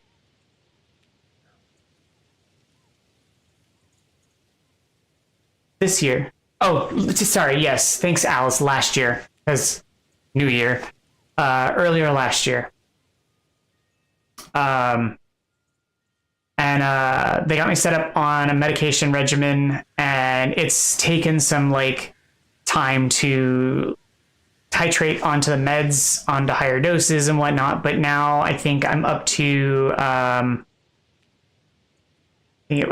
have to check with my partner. Let me message him. I think he might be in bed. Because I don't remember the exact days.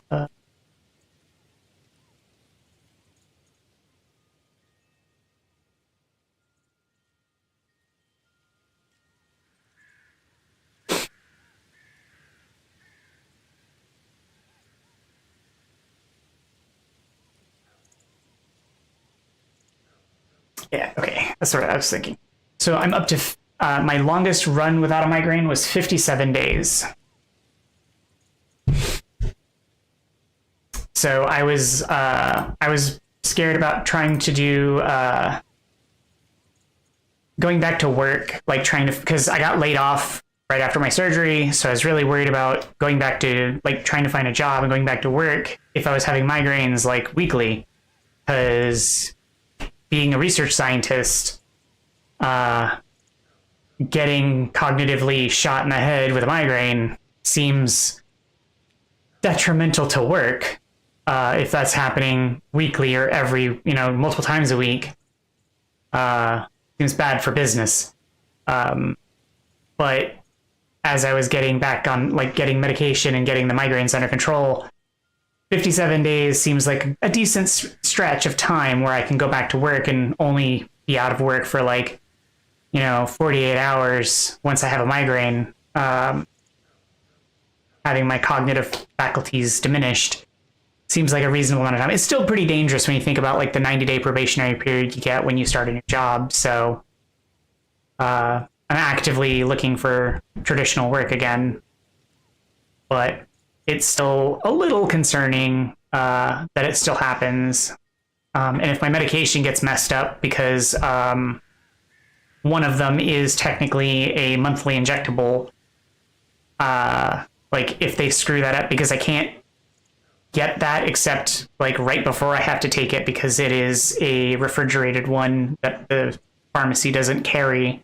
I have to order it, they take a day to get it, and then I have to go pick it up and then administer it the day of. So it's frustrating. And so if that gets screwed up, I'm almost insured to have an episode the next day that if I miss that dose. So it can get really touch and go if I screw up my medications, or if the prescription doesn't get renewed or whatever. But yeah, I think it's going all right with that. So yeah, I'm looking for work, but the market's all messed up, as everybody is probably very aware.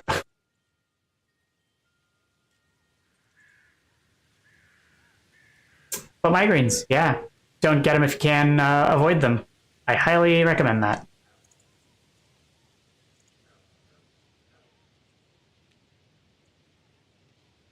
Sorry, that was a long tangent. I apologize.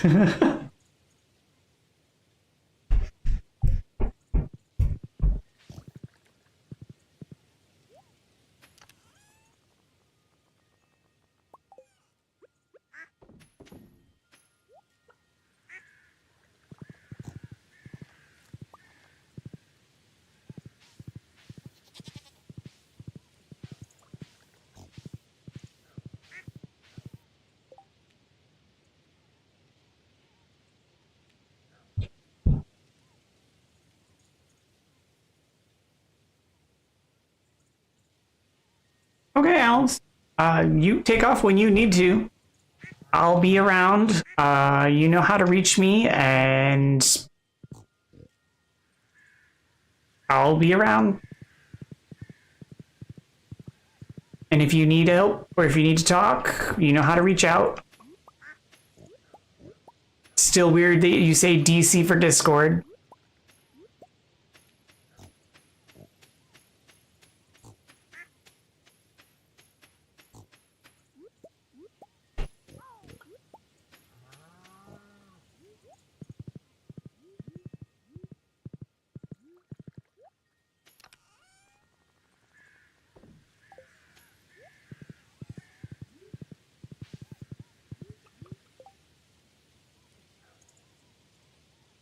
They are, and it's especially troubling with things like migraines or other types of chronic pain where it's difficult to get physicians to listen to you.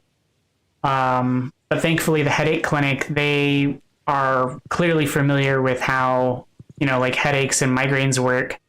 And when I told them like how the pain works and the difficulty of it and whatnot, they there was just no question in their understanding. The only question that they had was whether or not I had auras, or if you're unfamiliar with the term, any type of indicators of the oncoming migraine, which I do not. And when I expressed sort of that I kind of wish I had auras, they informed me that people with migraine auras are at a higher risk of stroke, apparently, which I found interesting and was thankful that I don't have auras. Because the last thing I need is a stroke after all of the great luck that I've had this year.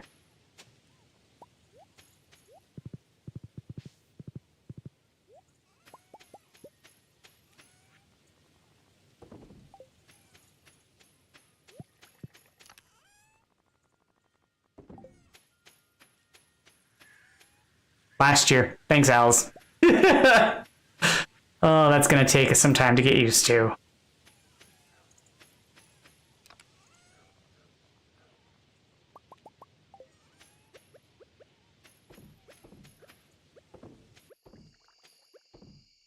Oh, this year is going to be one of those years that I struggle with remembering that it's 2026. It's going to be like signing things and it'll be like 2025, scratch, 6.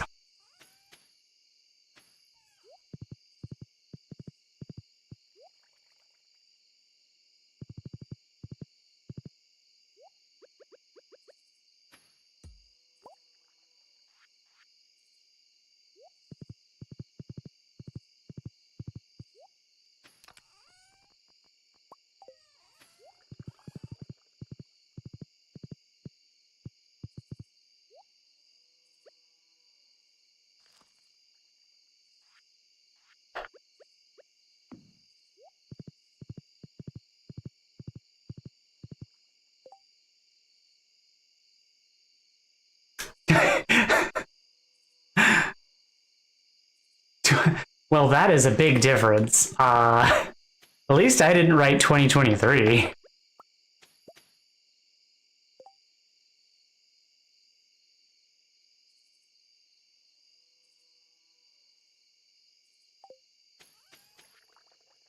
I mean, was it the one that you put in Discord? Because if it was, I may have actually even read that out loud to you. I'm just saying.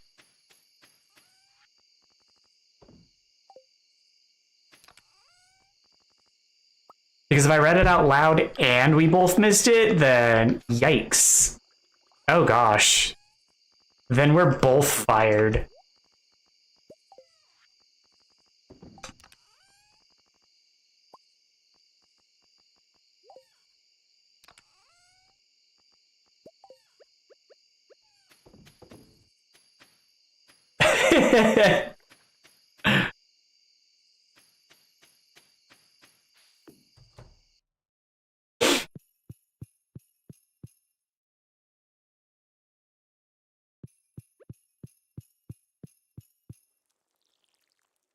Yeah, that was my excuse too. I thought it was an old poem too.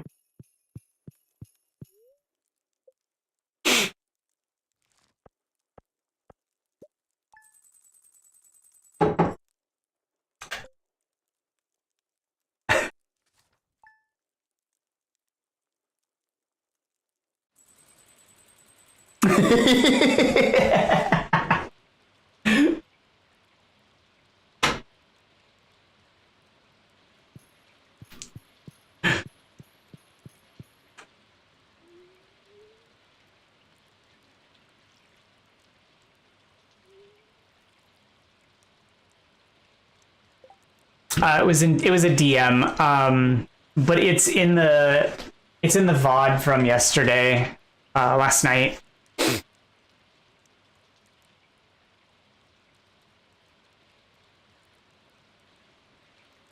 Oh, it is labeled a tribute to 2024. Sure. Do you want me to read both of them again?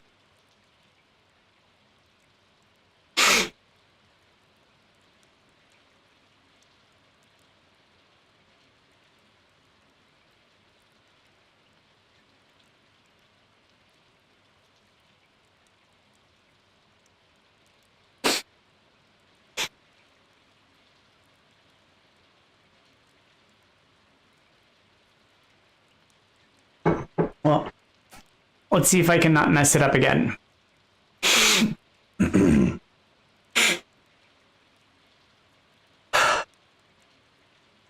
The New Year Blues.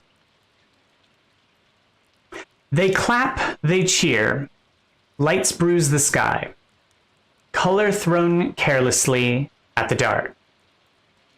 They drink, they whoop, celebrating, taught by repetition. People laugh with open arms, welcoming a year that doesn't know their names. An idea rehearsed, handed down, forced on humanity. They call it renewal. I call it repetition. I sit alone for the 5th year. I've learned I don't speak their language. They whoop. They cheer. I dread. I fear. We are not the same people. We will never be the same people. People celebrate while I remain exactly where I was. Same situation, same surroundings, always alone. The noise fades, ringing in my ears, another memory. The noise thins, sirens fade into the distance. Smoke settles on empty streets by morning. The smoke tastes like last year's promises. Confetti clings to the pavement no one looks at anymore. Last night, already obsolete. The clock keeps moving without ceremony. No countdown, no reset. I am still here, still breathing, still unchanged. The year arrives whether I welcome it or not. It does not ask. It never has. People wake without headaches and hopeful promises, calling survival renewal. I wake the same way I always do. Quiet, unnoticed, intact. Another year added, nothing taken away, nothing given. Just time, passing through me, without stopping, alone.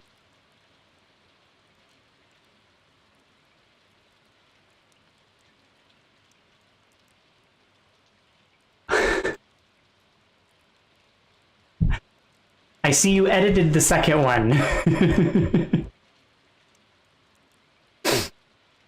All right. So the second one is called retitled A Tribute to 2025.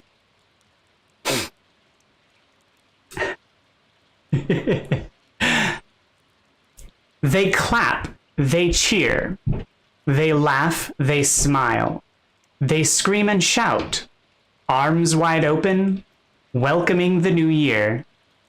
Lights bruise the sky, throwing color at the darkness, ears ringing, lights flashing. People laugh with open arms, welcoming a year that doesn't know their names. An idea rehearsed, handed down, forced on humanity. They call it renewal, I call it repetition. Society's creation to enjoy. But what about me? Where were the warm embraces for me? Why does an abstract idea get treated better than me? I sit alone for the 5th year, pushed out by society. I've learned I don't speak their language. They whoop, they cheer. I dread, I fear. We are not the same people. We will never be the same people. My smoke curling from my lips, theirs dissipating in the sky. My smoke tasting like last year's promises. I swear this year will be mine. This year will be different, but it falls on deaf ears. I know it won't. They welcome the year. I fear the future. They write their New Year's resolutions. I write my survival guide.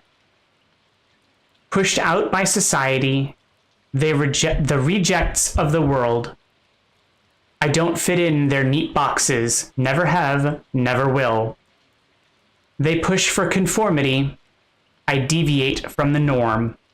We will never be the same.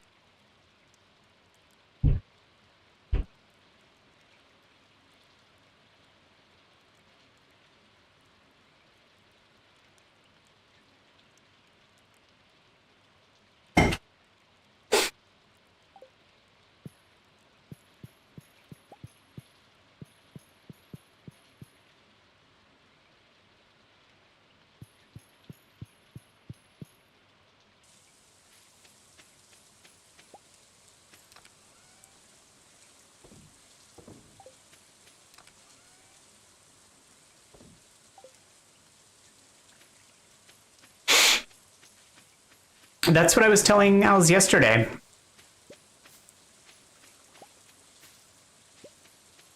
I think the messaging is rather pertinent to more than just a select people. I think that it applies to a lot of people.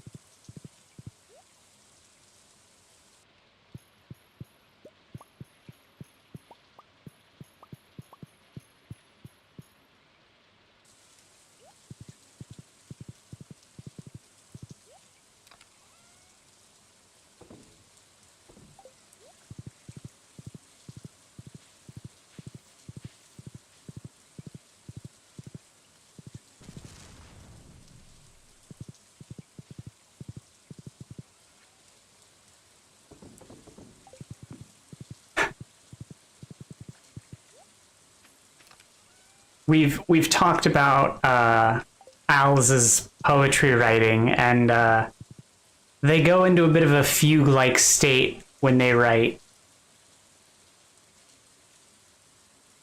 And so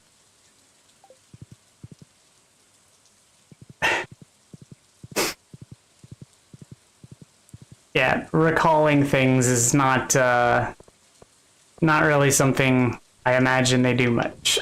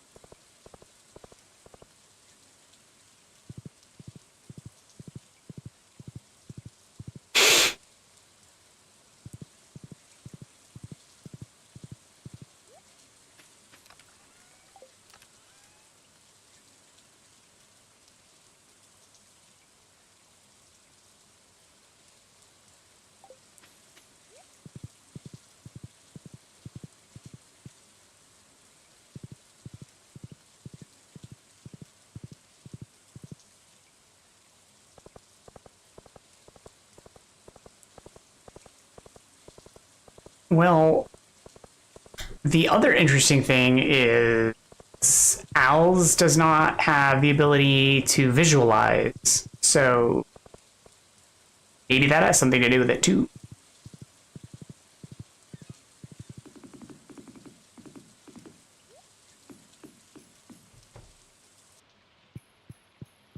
I'm just saying, maybe that's the magic, power play. Like, the fact that you don't have the ability to visualize inside, like, you just magically can just stream it out in, like, words.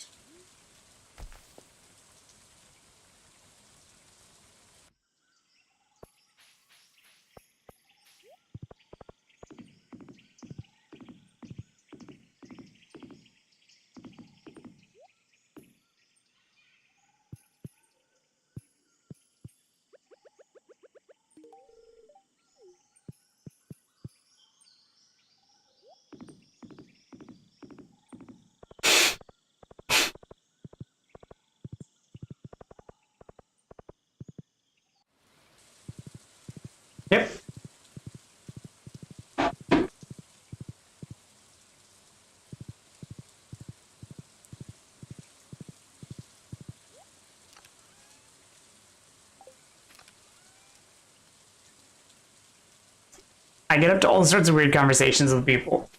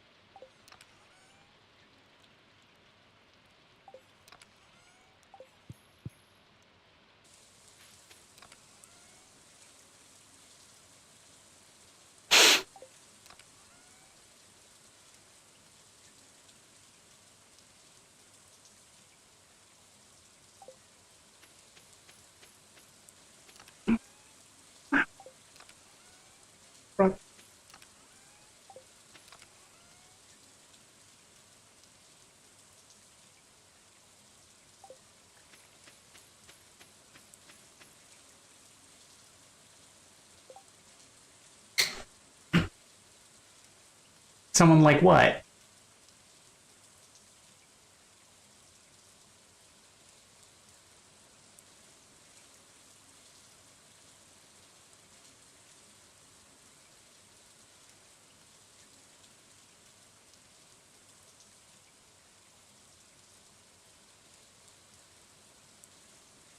Oh. It doesn't have the internal monologue.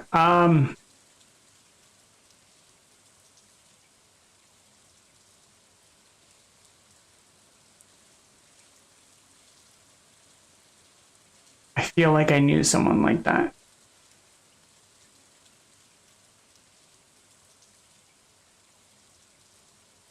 But that would require me to remember stuff.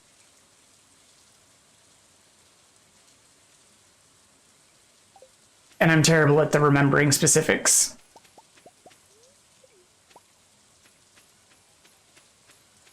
Also, I feel like that was back in undergrad, and that's a long time ago.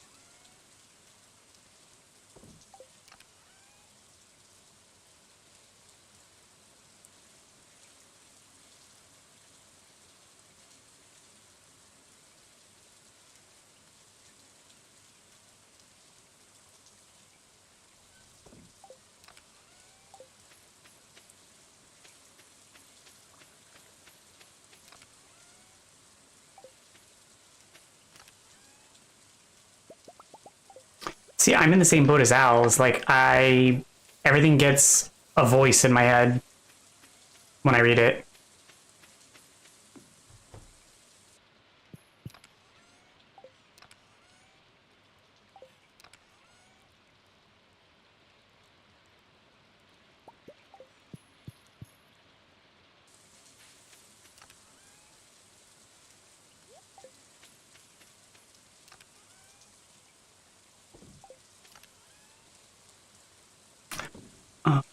turn them to seeds. That's what.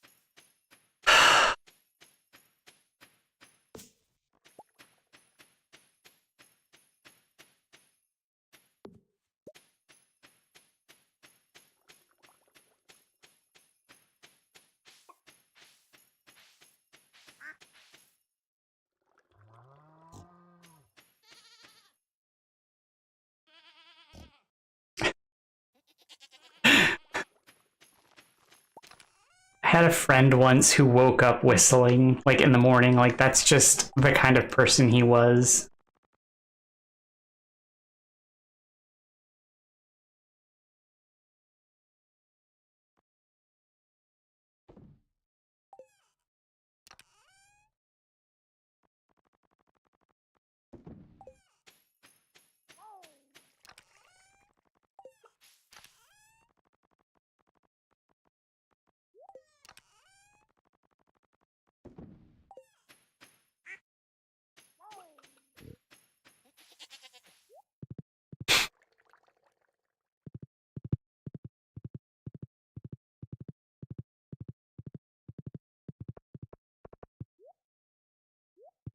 Yep.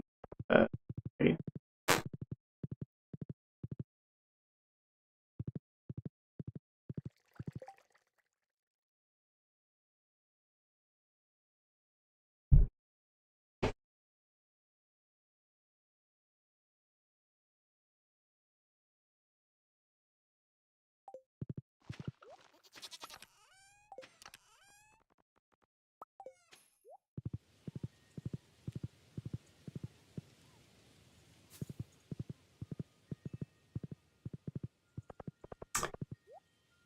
I used to be like that. until I got tired. And now I'm just tired all the time.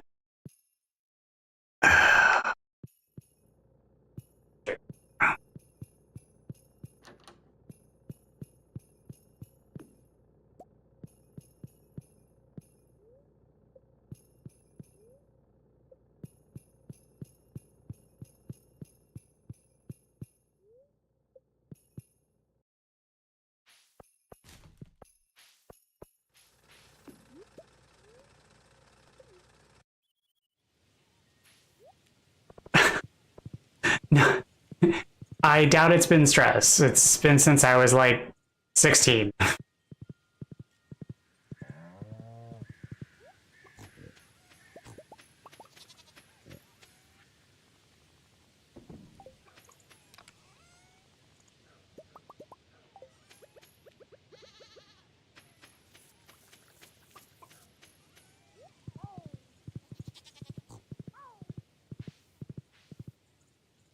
Yeah, I suffer from chronic fatigue, so I'm just tired all the time. I medicate for it now, but it's the primary reason I seem so awake and lively. But yeah, no, I'm not on my medication. I'm generally very sleepy and tired and unable to do things that normal people do. But it's also cross-symptomatic with the fact that I suffer from chronic insomnia too. So like, hey, I am awake and functional. Like I am sitting upright. That is very, very functional me.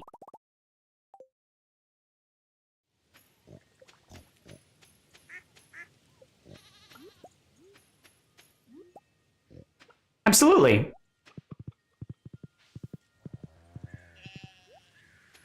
How can I pretend to be an orchid expert for you today?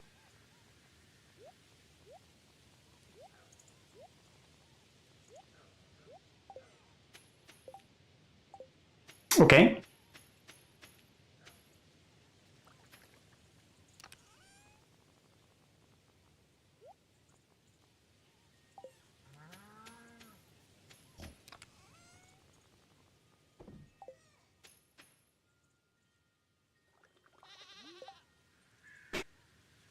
Well, are they...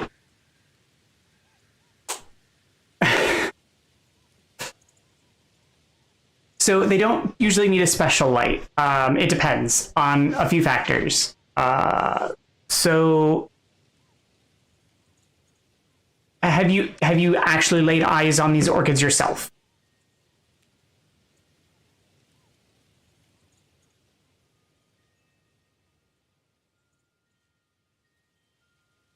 Okay. Have the orchids grown? Or do they just kind of stay the same? Like, do they seem to grow new leaves? Or do they just kind of perpetuate their existence and stay the same?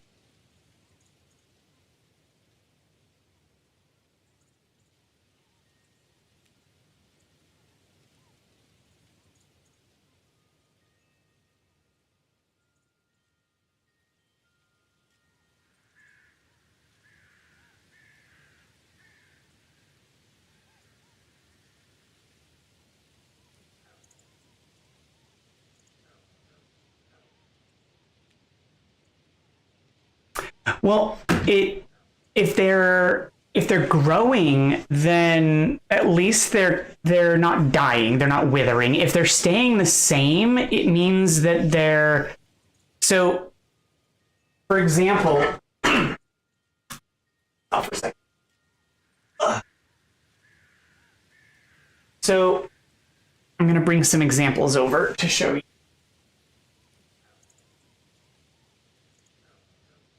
These two,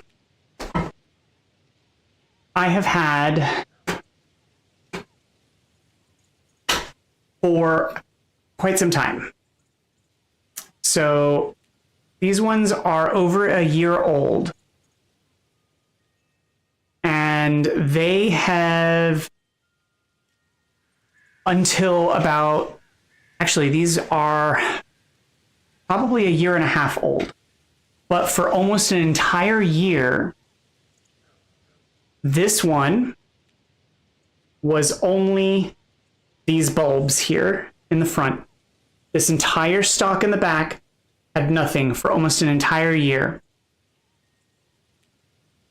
This one was basically just these bulbs in the front here. And they just stayed that way. Nothing changed. And what happened is, so these orchids, this one up here I've had for a long time. This is my most prolific. This one is a monster. This one won't stop. This one I bought at a Whole Foods. This is just a generic off-the-shelfer. This one blooms every month. In fact, I've been streaming for 2 months. This one just lost its bloom like 2 weeks ago, and it's already blooming again. It's got a flower spike right here. It's getting ready to bloom again. This one won't stop. So this one constantly blooms. This one is super easy to take care of. This one is just forever just blooming. But this one is like really, really easy to take care of. It just constantly blooms. These two were very difficult. They just stayed stagnant. So this one up here and the one down here are almost identical. This one I got from someone I used to co-work with at my old company, and they don't have any special requirements. So the purple lights back here, so it looks like the one I have. So those ones are super easy to take care of. They grow in stacks. So grab this one again. It grows kind of weird in that as it grows, the leaves kind of grow in stacks. So as the leaves come up, it will grow up like this. It will grow up like this, and then it will fold out, and it kind of just continues to grow up in a stack. Does your mom have it in soil or in sphagnum? If you're unfamiliar, sphagnum is this moss-like material.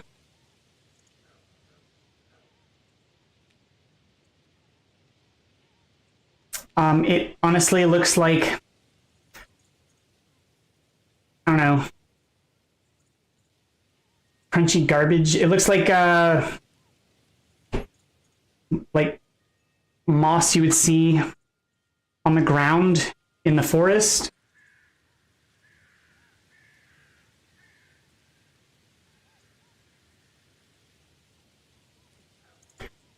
Well, you should not overwater. So if you see my pot here, how it's full of holes, even on the bottom, you do not overwater them.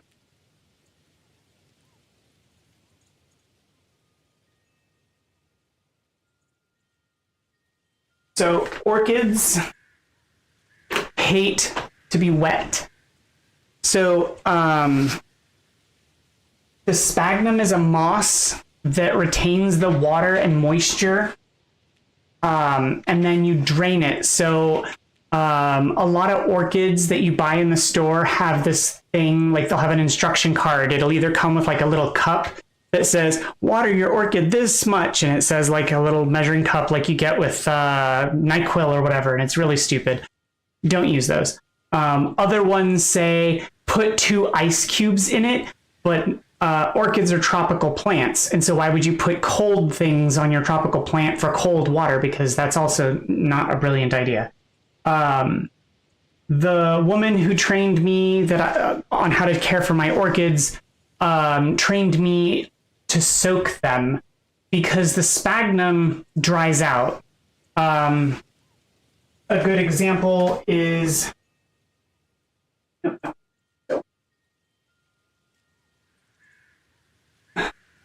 Probably this. Nope, they're all still too damp. The sphagnum dries out, and when it does, and you wet it doesn't absorb right away. And so when the sphagnum fully dries out, it basically turns into like a solid, and it will retain its shape. So like you can pull it out and like it will come out like a block. And so when you go to pour water on it, it just kind of runs off the sphagnum. So you'll have to soak it again in order for the sphagnum to reabsorb it like a brand new sponge. Like the first time you put water on a sponge, the water just kind of runs off of it. It takes a moment for the sponge to absorb it. And so what I do is I have a ceramic pot that fits those plastic ones, and I fill it with water, and then I put the pots on it, and I just leave them for 15 minutes until they sink in and absorb all the water. Now, some of them you have to be careful. So specifically, the big one down there obviously doesn't fit anymore, but it specifically says no soak. When my partner ordered it for me, the species that he ordered it from, because it's a special species, came with a label that says do not soak. So that one I don't soak. I instead let the water run on the sphagnum for longer in the sink to allow the sphagnum to soak the water up, because its root system doesn't like to be soaked. But like the ones that you just buy in the store, like generics, those are usually like oncidiums. They're much hardier, and they're like honey badgers. They don't give a damn. So also, you'll want to fertilize them. You can get orchid fertilizers.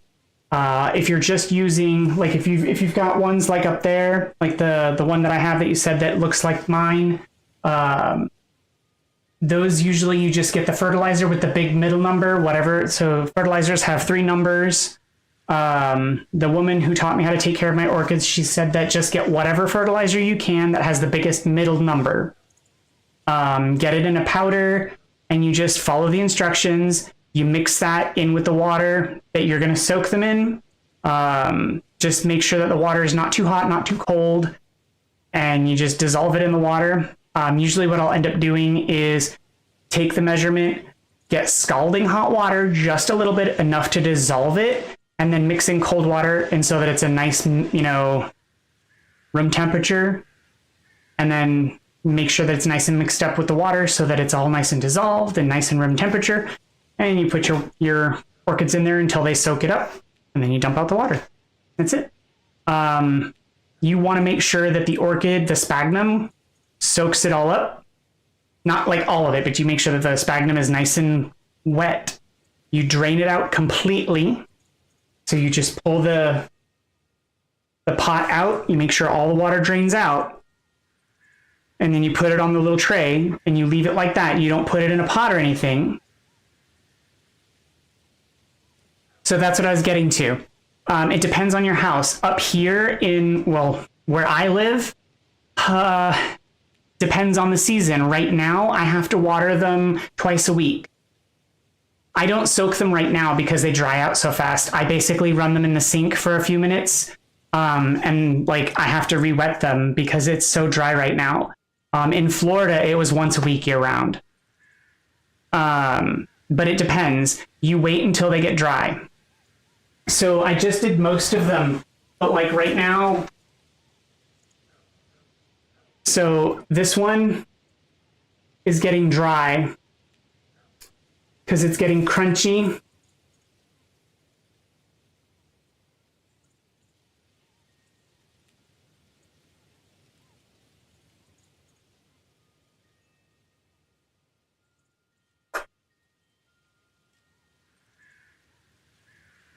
But like this one here, this one's still very moist.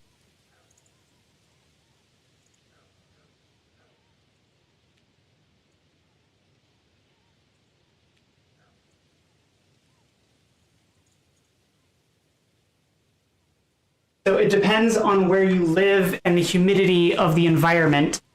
So the roots,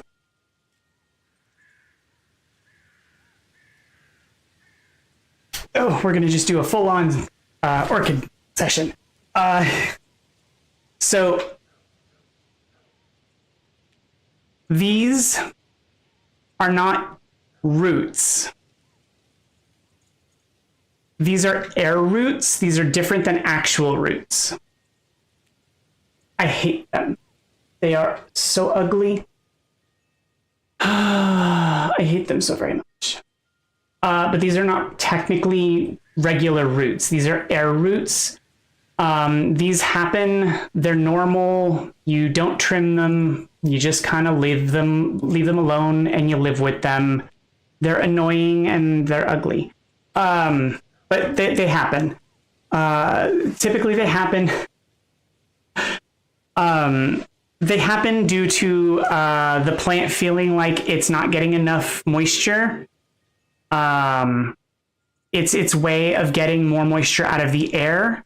But the actual roots, I don't know if you'll be able to see them very well, but if you can see inside the plastic,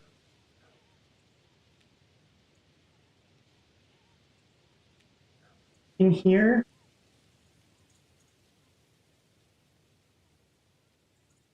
get better light for you.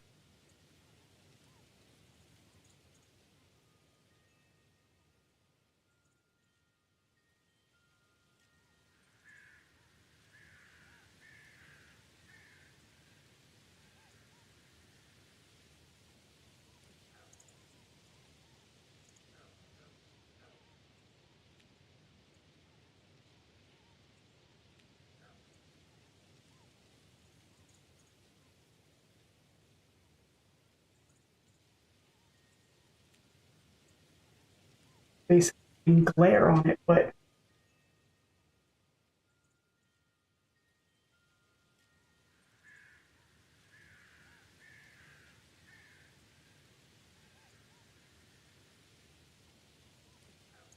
you can see inside the pot there's some green inside the sphagnum. Those are the actual roots.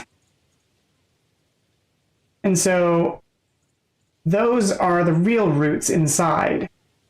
And every so often you do have to be careful that the roots aren't coming out of the pot.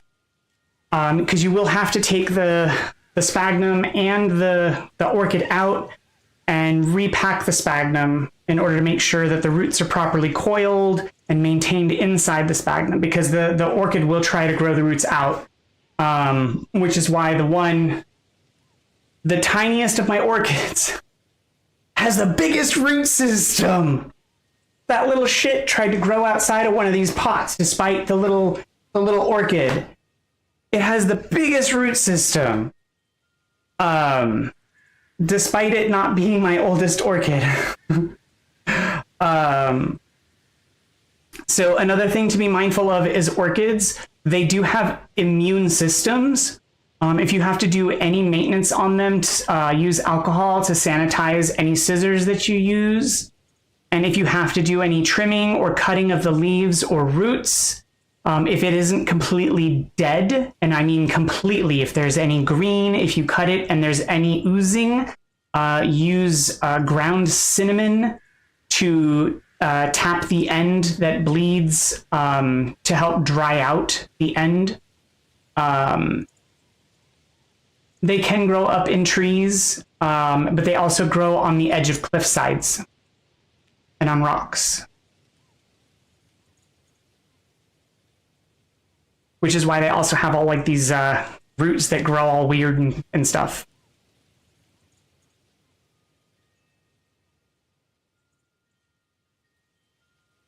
So circling back to your comment about the lighting, if your mom needs lighting, so they do not like direct sunlight either. So if she needs lights, these little clip-on lights are USB powered, and you can get them off Amazon for like $10-15. They're not that expensive. The lights hate power surges, but they're not terrible. They're relatively inexpensive.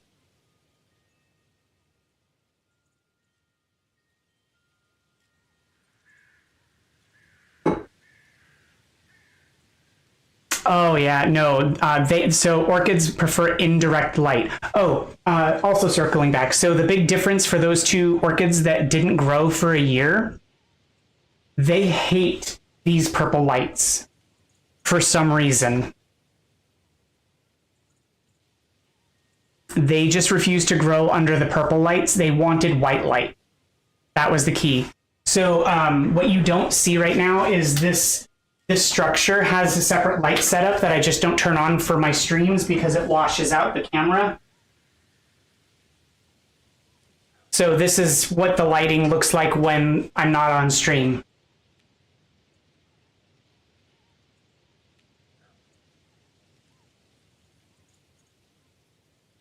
Yeah, orchids, they want indirect light. So they want light that is, if the sun is coming in, they want to be in the shadow near the light, but not in the light.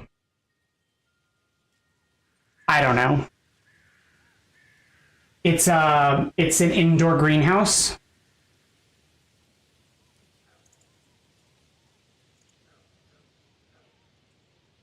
My partner got it originally to do seedlings to start a garden. Of course, absolutely. I have no problem sharing information if I happen to have it. I might actually be able to tell you what the lighting is on that because I think I still have the Amazon link.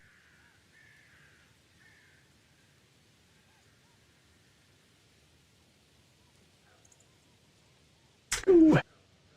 Oh, yes, I do. Let's see.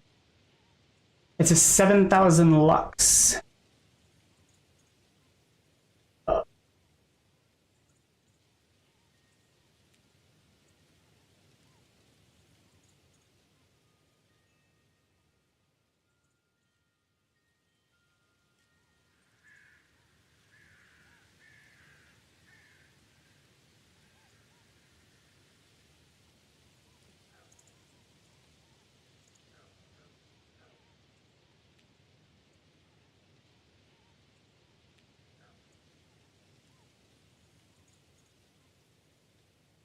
Honestly, orchids are not that hard to take care of if you get the robust kind. Like if you get just like a standard oncidium, like the kind you would get at a supermarket.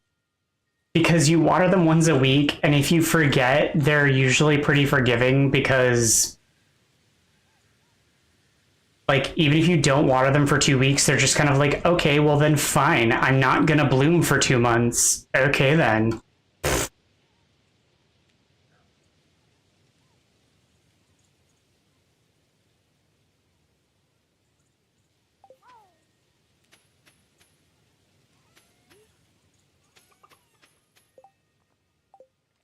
Orchids just get a bad rap because the fancy orchids are really high maintenance.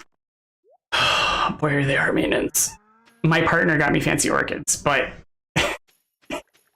he likes fancy ones because they come with fun names.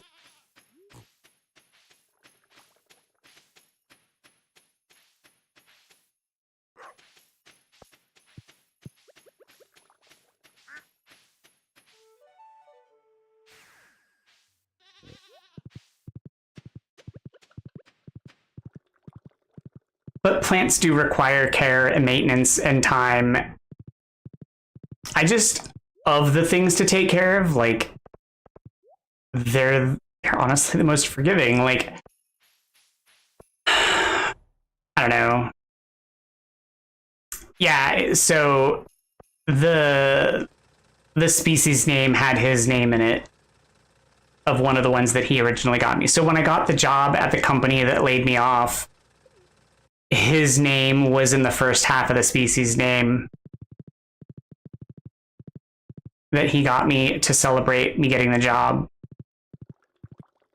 Sadly, that one died because I think one of the cleaning staff, because I kept my orchids at work, I think one of the cleaning staff might have accidentally spritzed it with cleaning stuff. Because it just got spots on it and then just it didn't survive.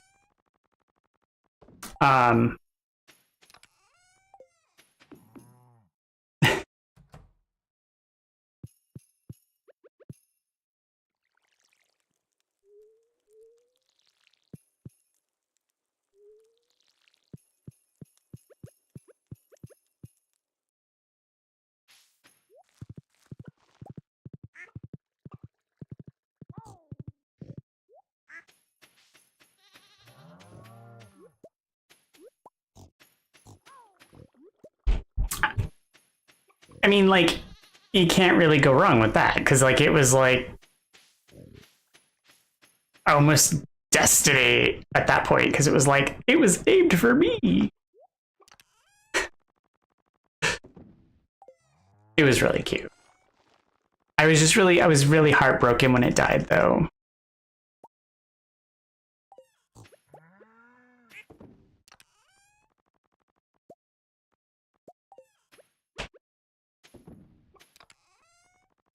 But I suppose maybe that should have been the first clue that the job wasn't meant to last.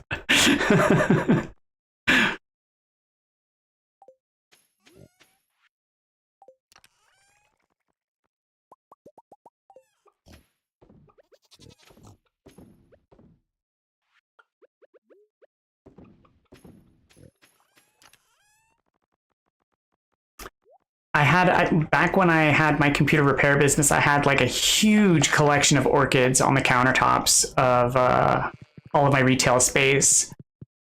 Because my computer repair business was housed inside of a pawn shop, and the lady who taught me how to care for orchids worked in the pawn shop. And one day she just came by and she's like, "Hey, I'm going to an orchid show. Can I take some of your orchids to put into the competition?" I was like, "Sure." And so she just took like a handful of my orchids, and she came back and she was like, "Hey, you won some of the competitions." I was like, "Cool."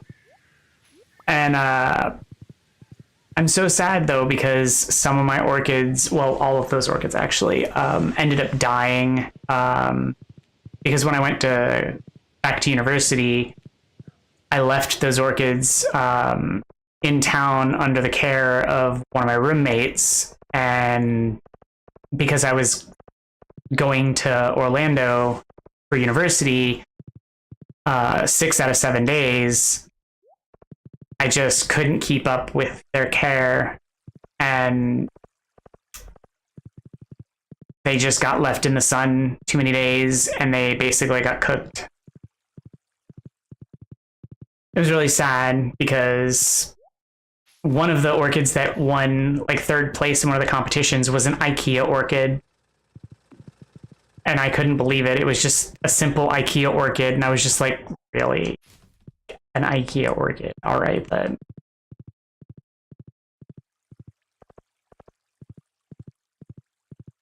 My favorite orchid, though, was just this tiny, it was the tiniest orchid. It had like the flowers were like half the size of my pinky nail. Like they were like the tiniest. They were just so small, this big. They were so tiny. The flowers, they were so small, and they were tiny little white flowers.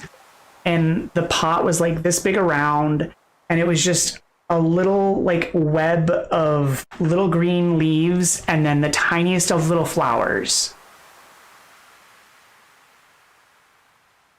I loved that one, and I would love to get another like orchid like that. It just so great. One of the 2 little orchids that I have down there that's like the pain in the butt ones is supposed to be like black flowers. So I'm stoked to see what that turns out. I think it's supposed to be a black flowering orchid. So yeah, I'm really excited to see one of those bloom.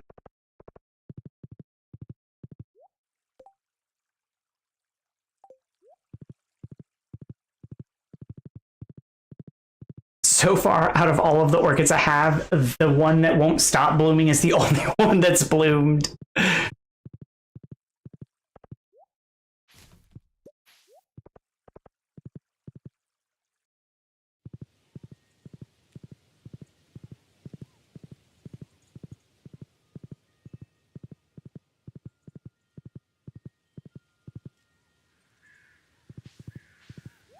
Although I feel like one of the difficult ones might be getting ready to, because they have seriously done some growing in the last few months. So I wouldn't be surprised if there's like an attempt soon. That would be exciting.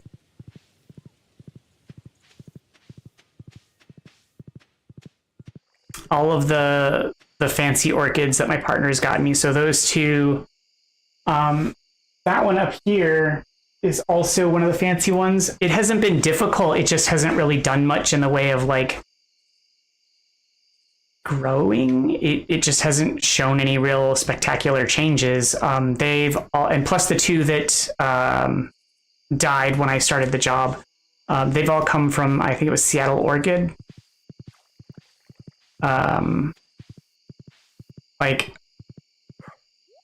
I've never seen them bloom yet, so be stoked to see something happen.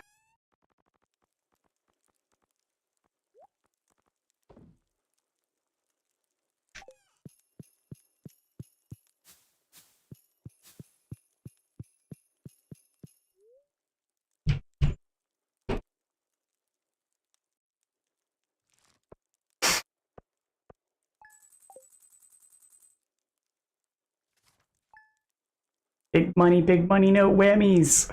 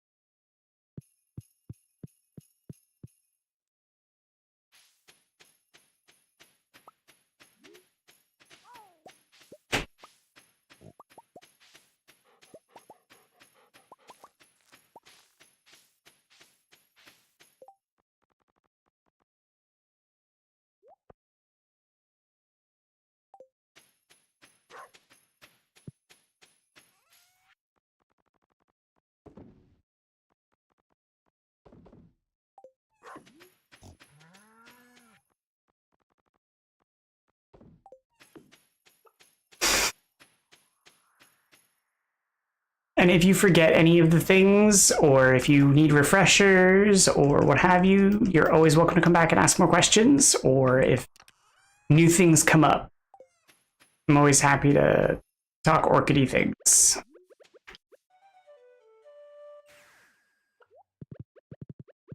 And I don't know everything about orchids, because there is a lot to know. I just tell you the things that I've learned and what's worked for me. Because, like, there's even, like, the different types of viruses and bacterias and infections that they can get. So, like, little tips and tricks that I picked up. They can even get, like, scales on them, and you have to rub them down with, like, alcohol on a Q-tip, and there's all sorts of stuff. I've had to spend time, like, researching stuff on them, so...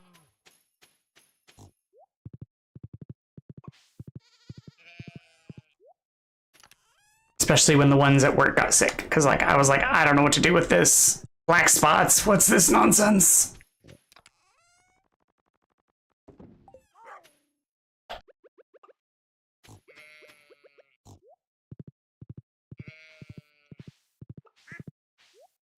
How did my orchid come down with the Black Plague?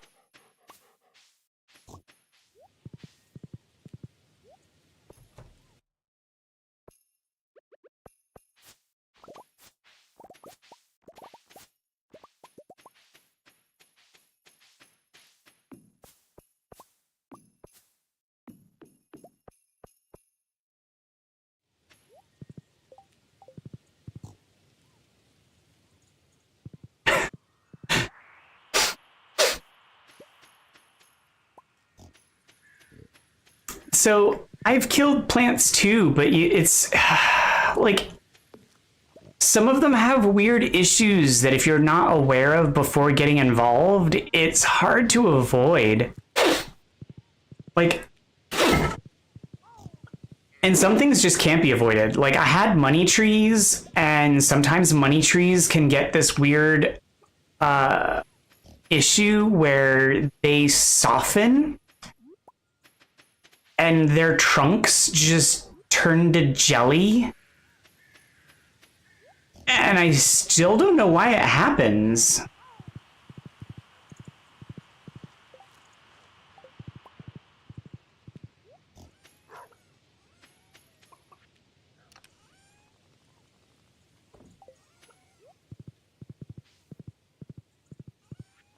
But I've also had money trees that, like, just thrive. So, I don't know.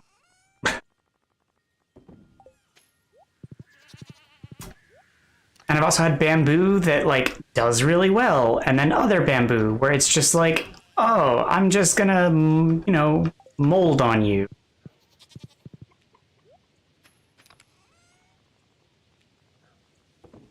What have you had trouble growing?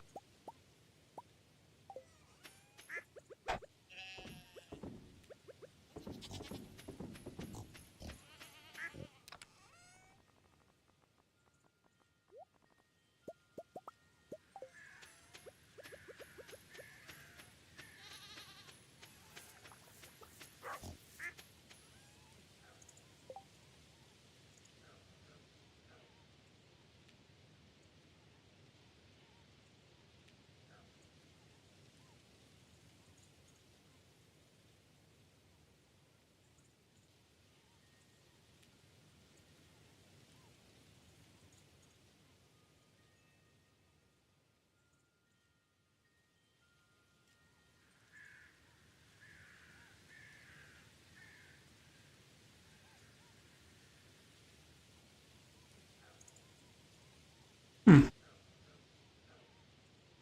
I've never had to care for one before.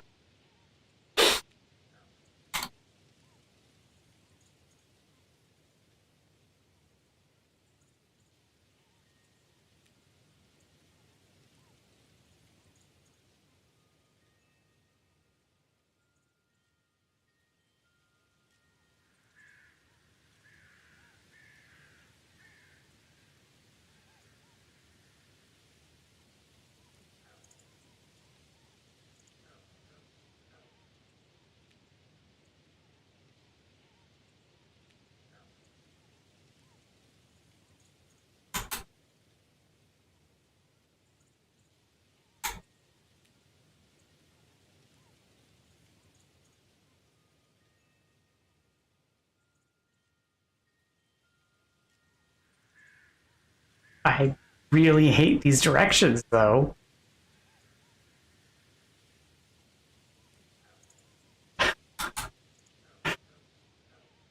Do not overwater, do not underwater. Well, which is it?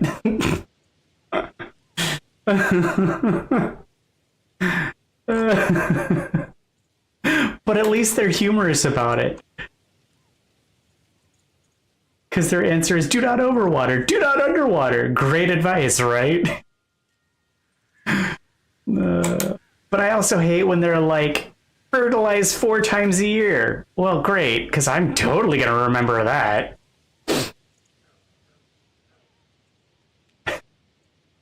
See, with orchids, it's usually like, have I fertilized any time recently? If I don't remember, it's probably time.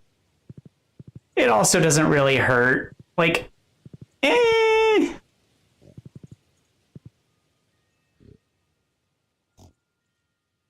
I also probably under fertilize, so like, eh.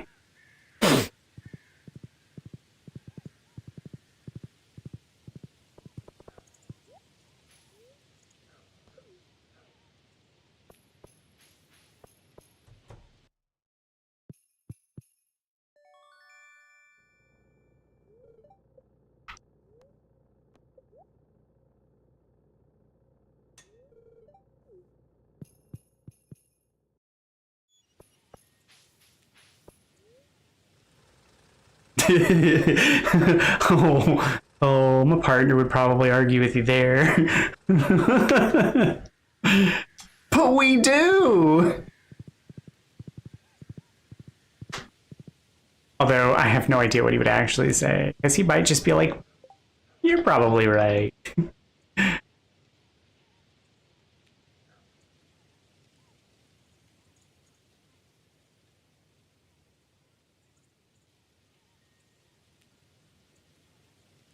What are we?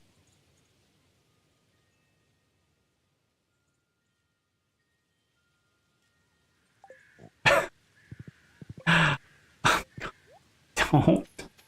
Oh, God.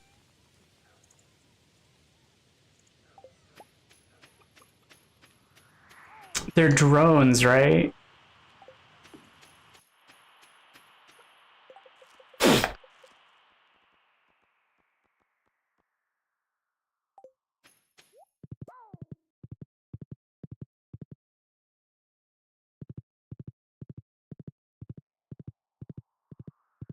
I mean, it was, well, I mean, it wasn't an internet meme. It was a prank that turned into an internet meme, and then people took too far for realsies, I guess, or something.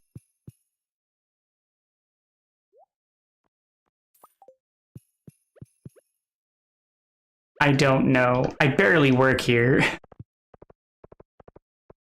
It's so hard to understand what people perceive as reality anymore, given the amount of AI slop that exists.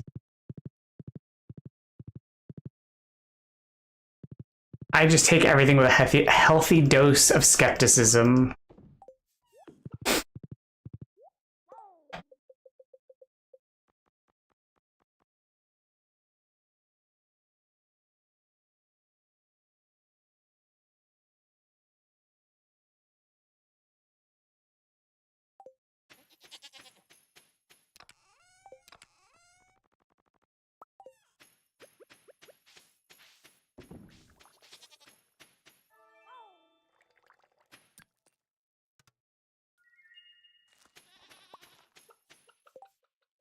So I recently started using TikTok because I'm trying to help the stream grow, and Al's has been helping me to not be an old person, I guess.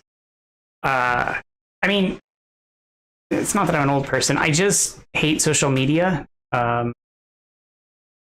because as a social scientist and a researcher, I understand the implications and the data harvesting that goes on with it.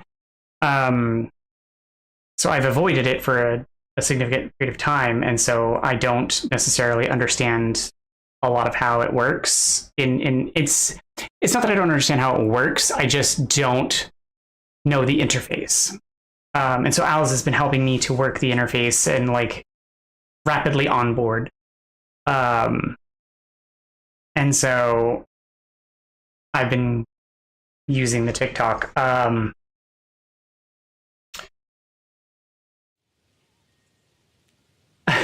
have an Instagram too. I haven't really used it as much because apparently everybody's on TikTok.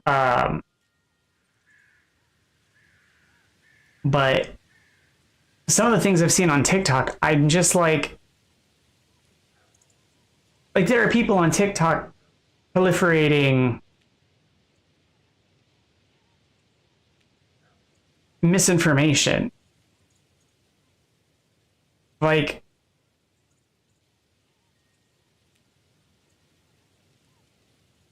things I know don't work away. And I'm just like, that's not how that works. Just, no, that's not how that works. Come on, Pete. Come on. Oh, I mean, Blue Sky. So from what I understand, Blue Sky is not that. I'm also on Blue Sky, but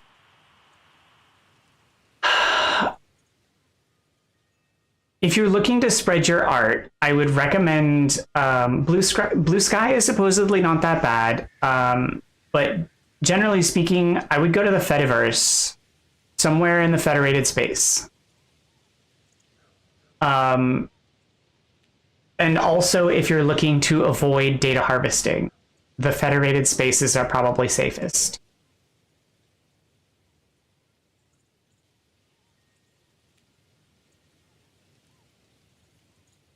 If you're unfamiliar, I can explain what that is. Sure. So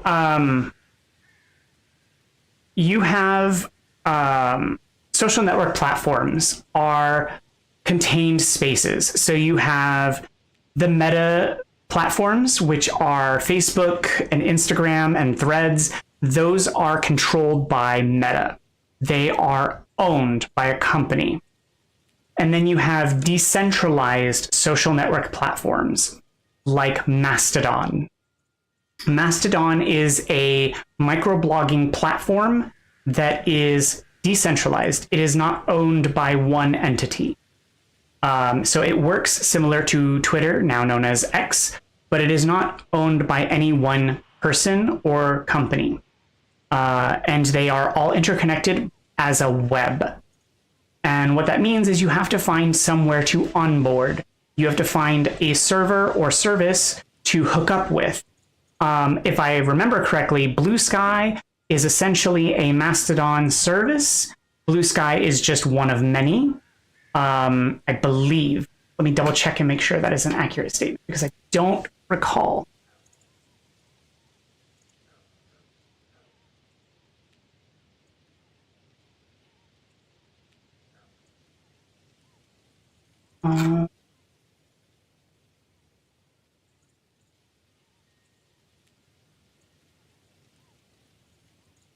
Okay, sorry. Blue Sky is not a Mastodon node.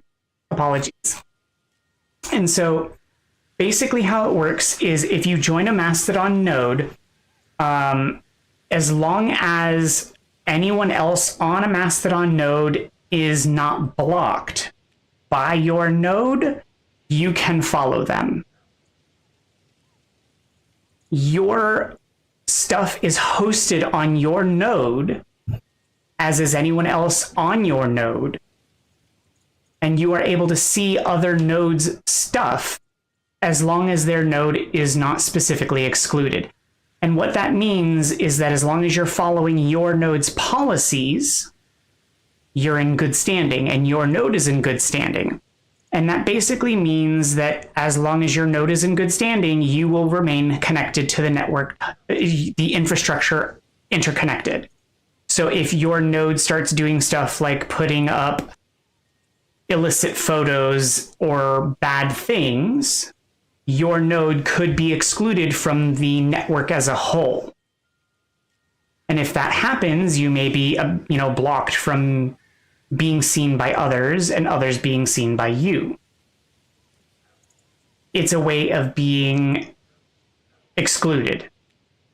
But the way that this works is it means that you can participate in the entire structure as a whole without necessarily having censorship issues or having your data taken down or having fear of your data being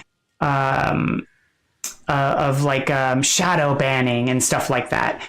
And there are different services too. So it's not just like Twitter services. There are also video hosting federated platforms and Tumblr style platforms. And there's all sorts of other things.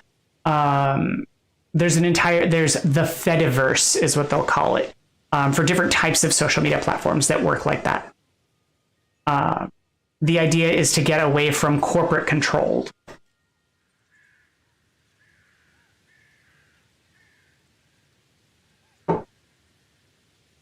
Now, what I would like to see is creator controlled rather than decentralized and creator controlled would be nice. Because I think it would be excellent to see something like Spotify, but where the artists control their music and get paid for their music directly rather than having to go through Spotify and record labels. I would like to see the artists directly control their own media. So like when you upload your art and someone's paying to access it, to enjoy your art, that you get the money directly rather than it going through intermediaries. That's what I would like to see.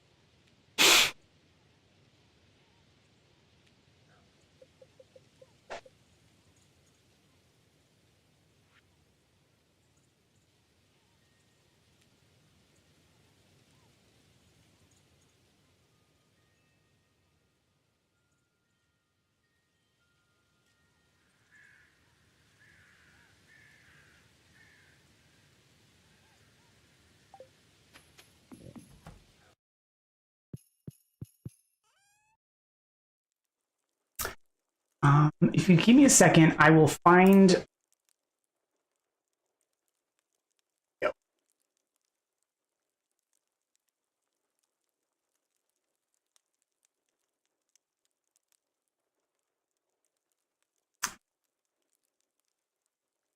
So Fediverse.party is a website that kind of hosts a place for you to kind of get a grasp on the different types of Fediverse options.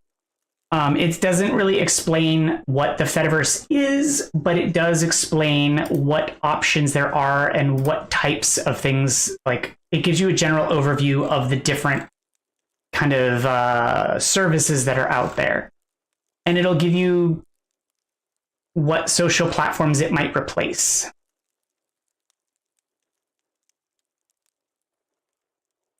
And it'll at least give you a jumping off point, I think. That was one of the websites that I found a little bit helpful for figuring out like what's out there when I first started figuring it out.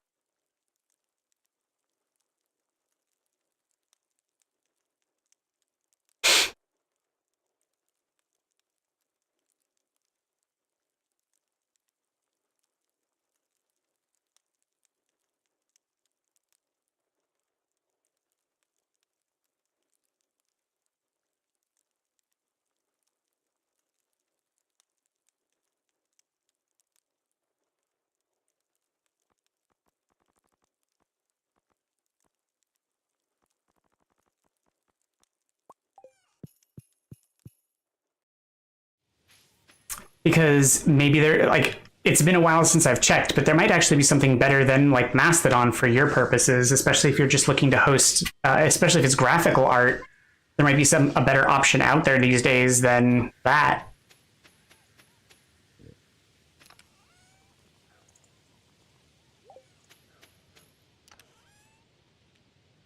Yeah, of course.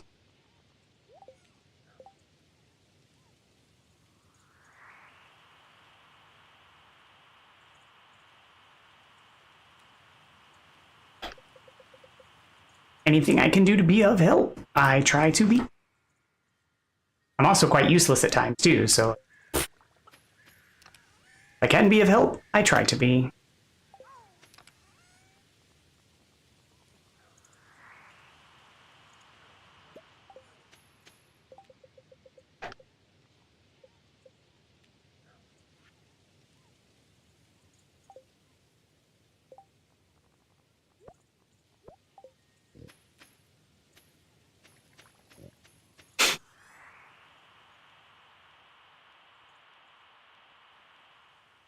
What kind of art do you do? I feel like we talked about this before, but I also am not always the best at memory, so.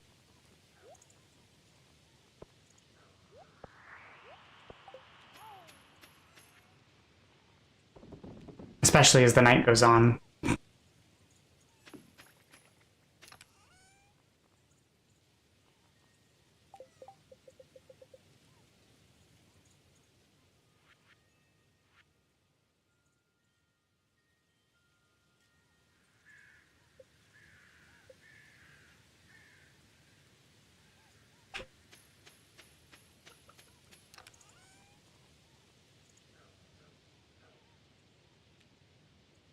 Oh.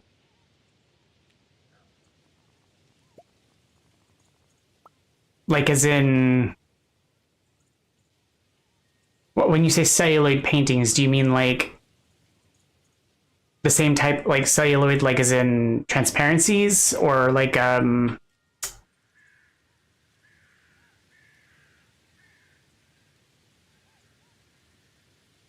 like the, like they used to use for like cartoon cells? Or am I thinking of the wrong type of material?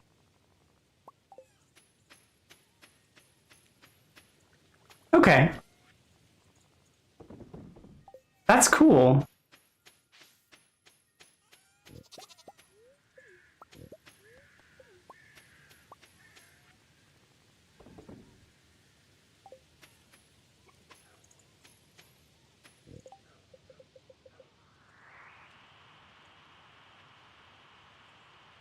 Are you a classic like animator or just an artist? Yeah, I know. Like that's why you have my interest peak. Like,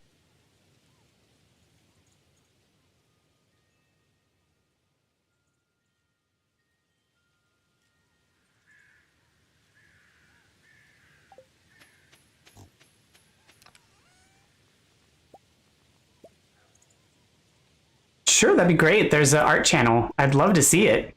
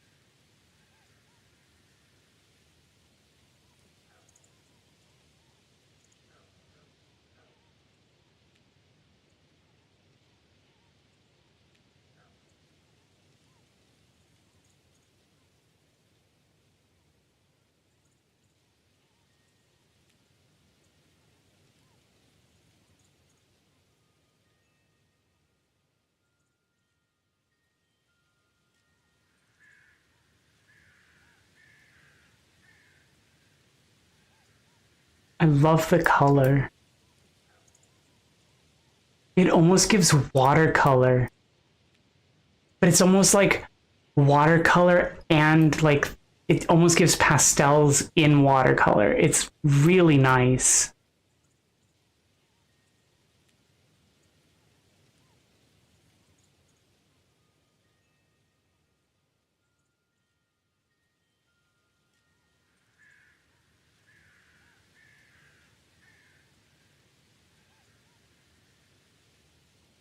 I love the I think out of those I love the color in the dolly picture.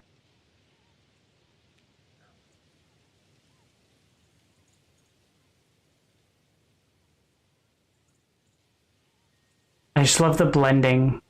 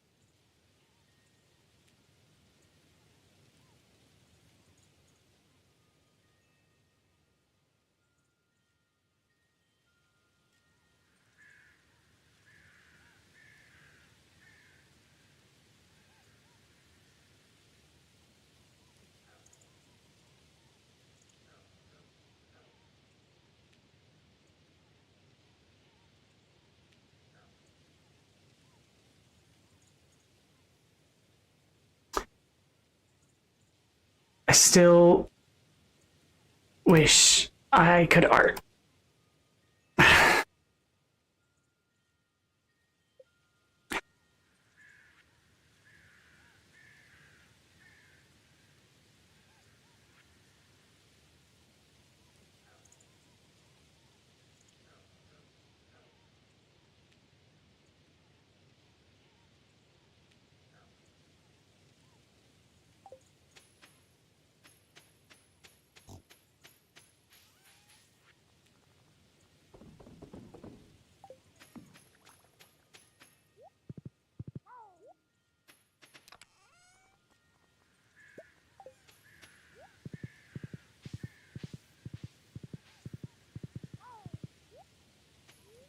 Were people giving you trouble on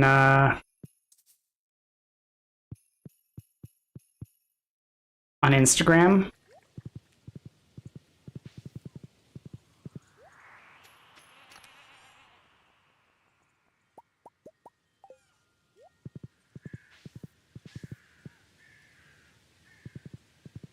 Oh no, my problem is that my brain does not like to do the kind of detail necessary. I get kind of this interference when I try to do things that require that level of focus in that type of narrow a field. My brain fights back.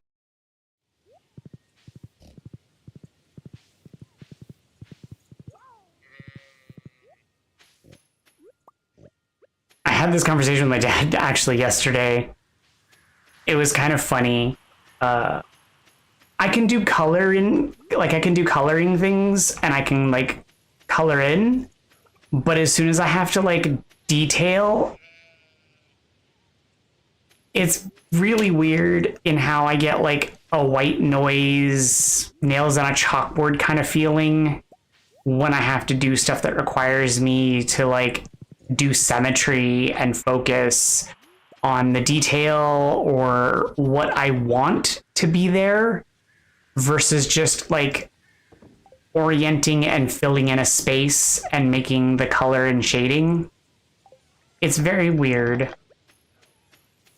Like, if I had to draw something, I could do part of it, and then once I have to do the other part, suddenly everything is wrong, and the whole world needs to burn.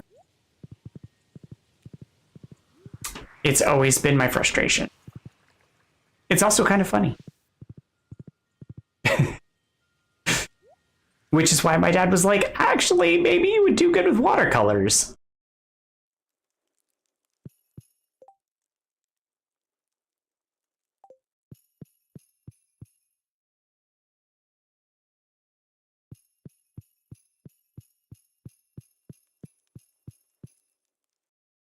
That's why I think like it's important to have things that are hobbies versus things that are professions. Like some people can do as a hobby and there are some things people can do as a profession, and it's important to remember to keep that as a distinguishing factor.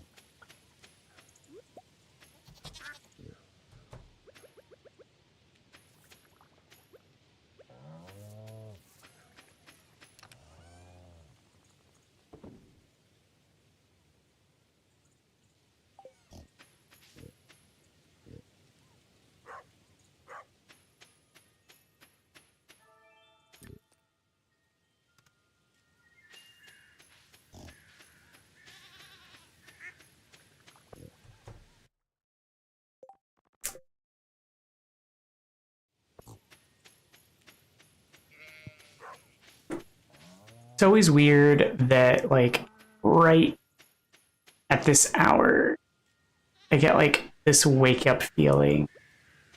And then I'm, like, not so much tired anymore.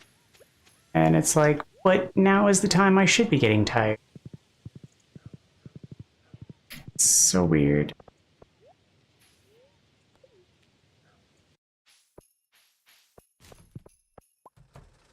Because now is the bedtime signals, or at least it should be, but nope.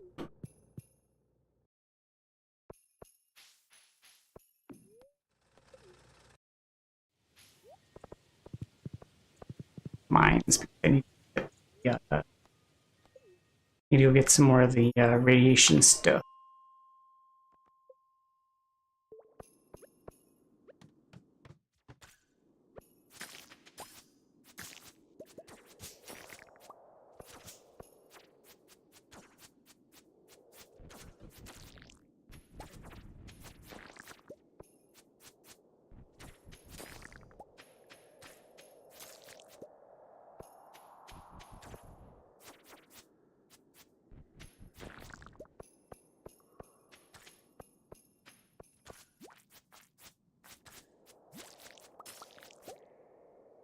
I mean, I would guess maybe, but it's just odd and probably a little bit annoying because, like, I've been trying to wrap my streams around 11 just because having another stream at 9 a.m., I need time to wrap up and wind down and then get my butt to sleep so that I can be up in time to have a 9 a.m. But if I'm getting, like, another wind at this hour, like...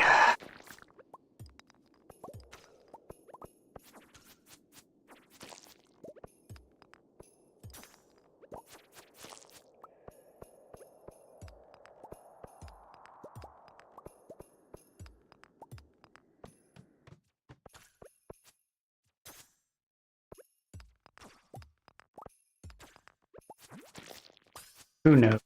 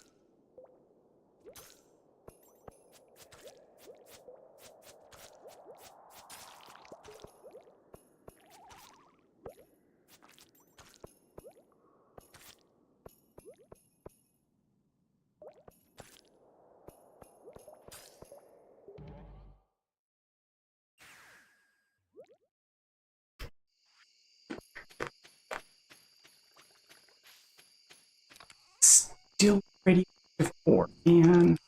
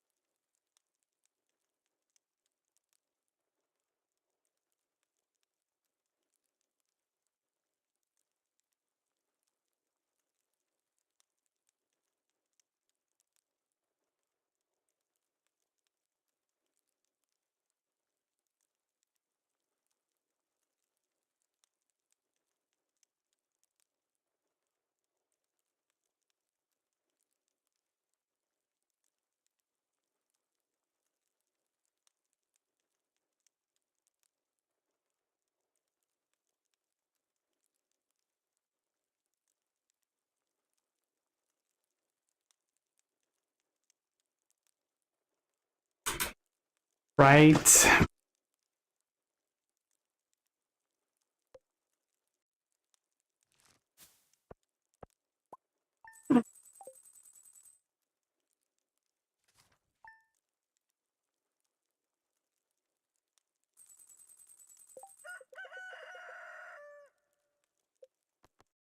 Oh, that's going to wrap up for tonight's session. Thank you all for tuning in. I will be back tomorrow morning at 9 a.m.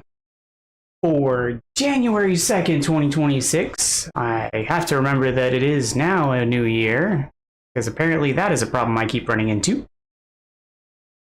Well, you are quite welcome. I am always happy to have you here, and I'm always glad to hang out with you. I will be back tomorrow as usual. Wait, tomorrow is Friday, right? Gotta keep better track of the days. Yeah, tomorrow's Friday. So I will be back tomorrow morning. You take care. You have a wonderful evening. Thank you for being here today. You have a fantastic night and a wonderful tomorrow morning. I will see you then, and I will hopefully see you tomorrow night. You take care, and see you then.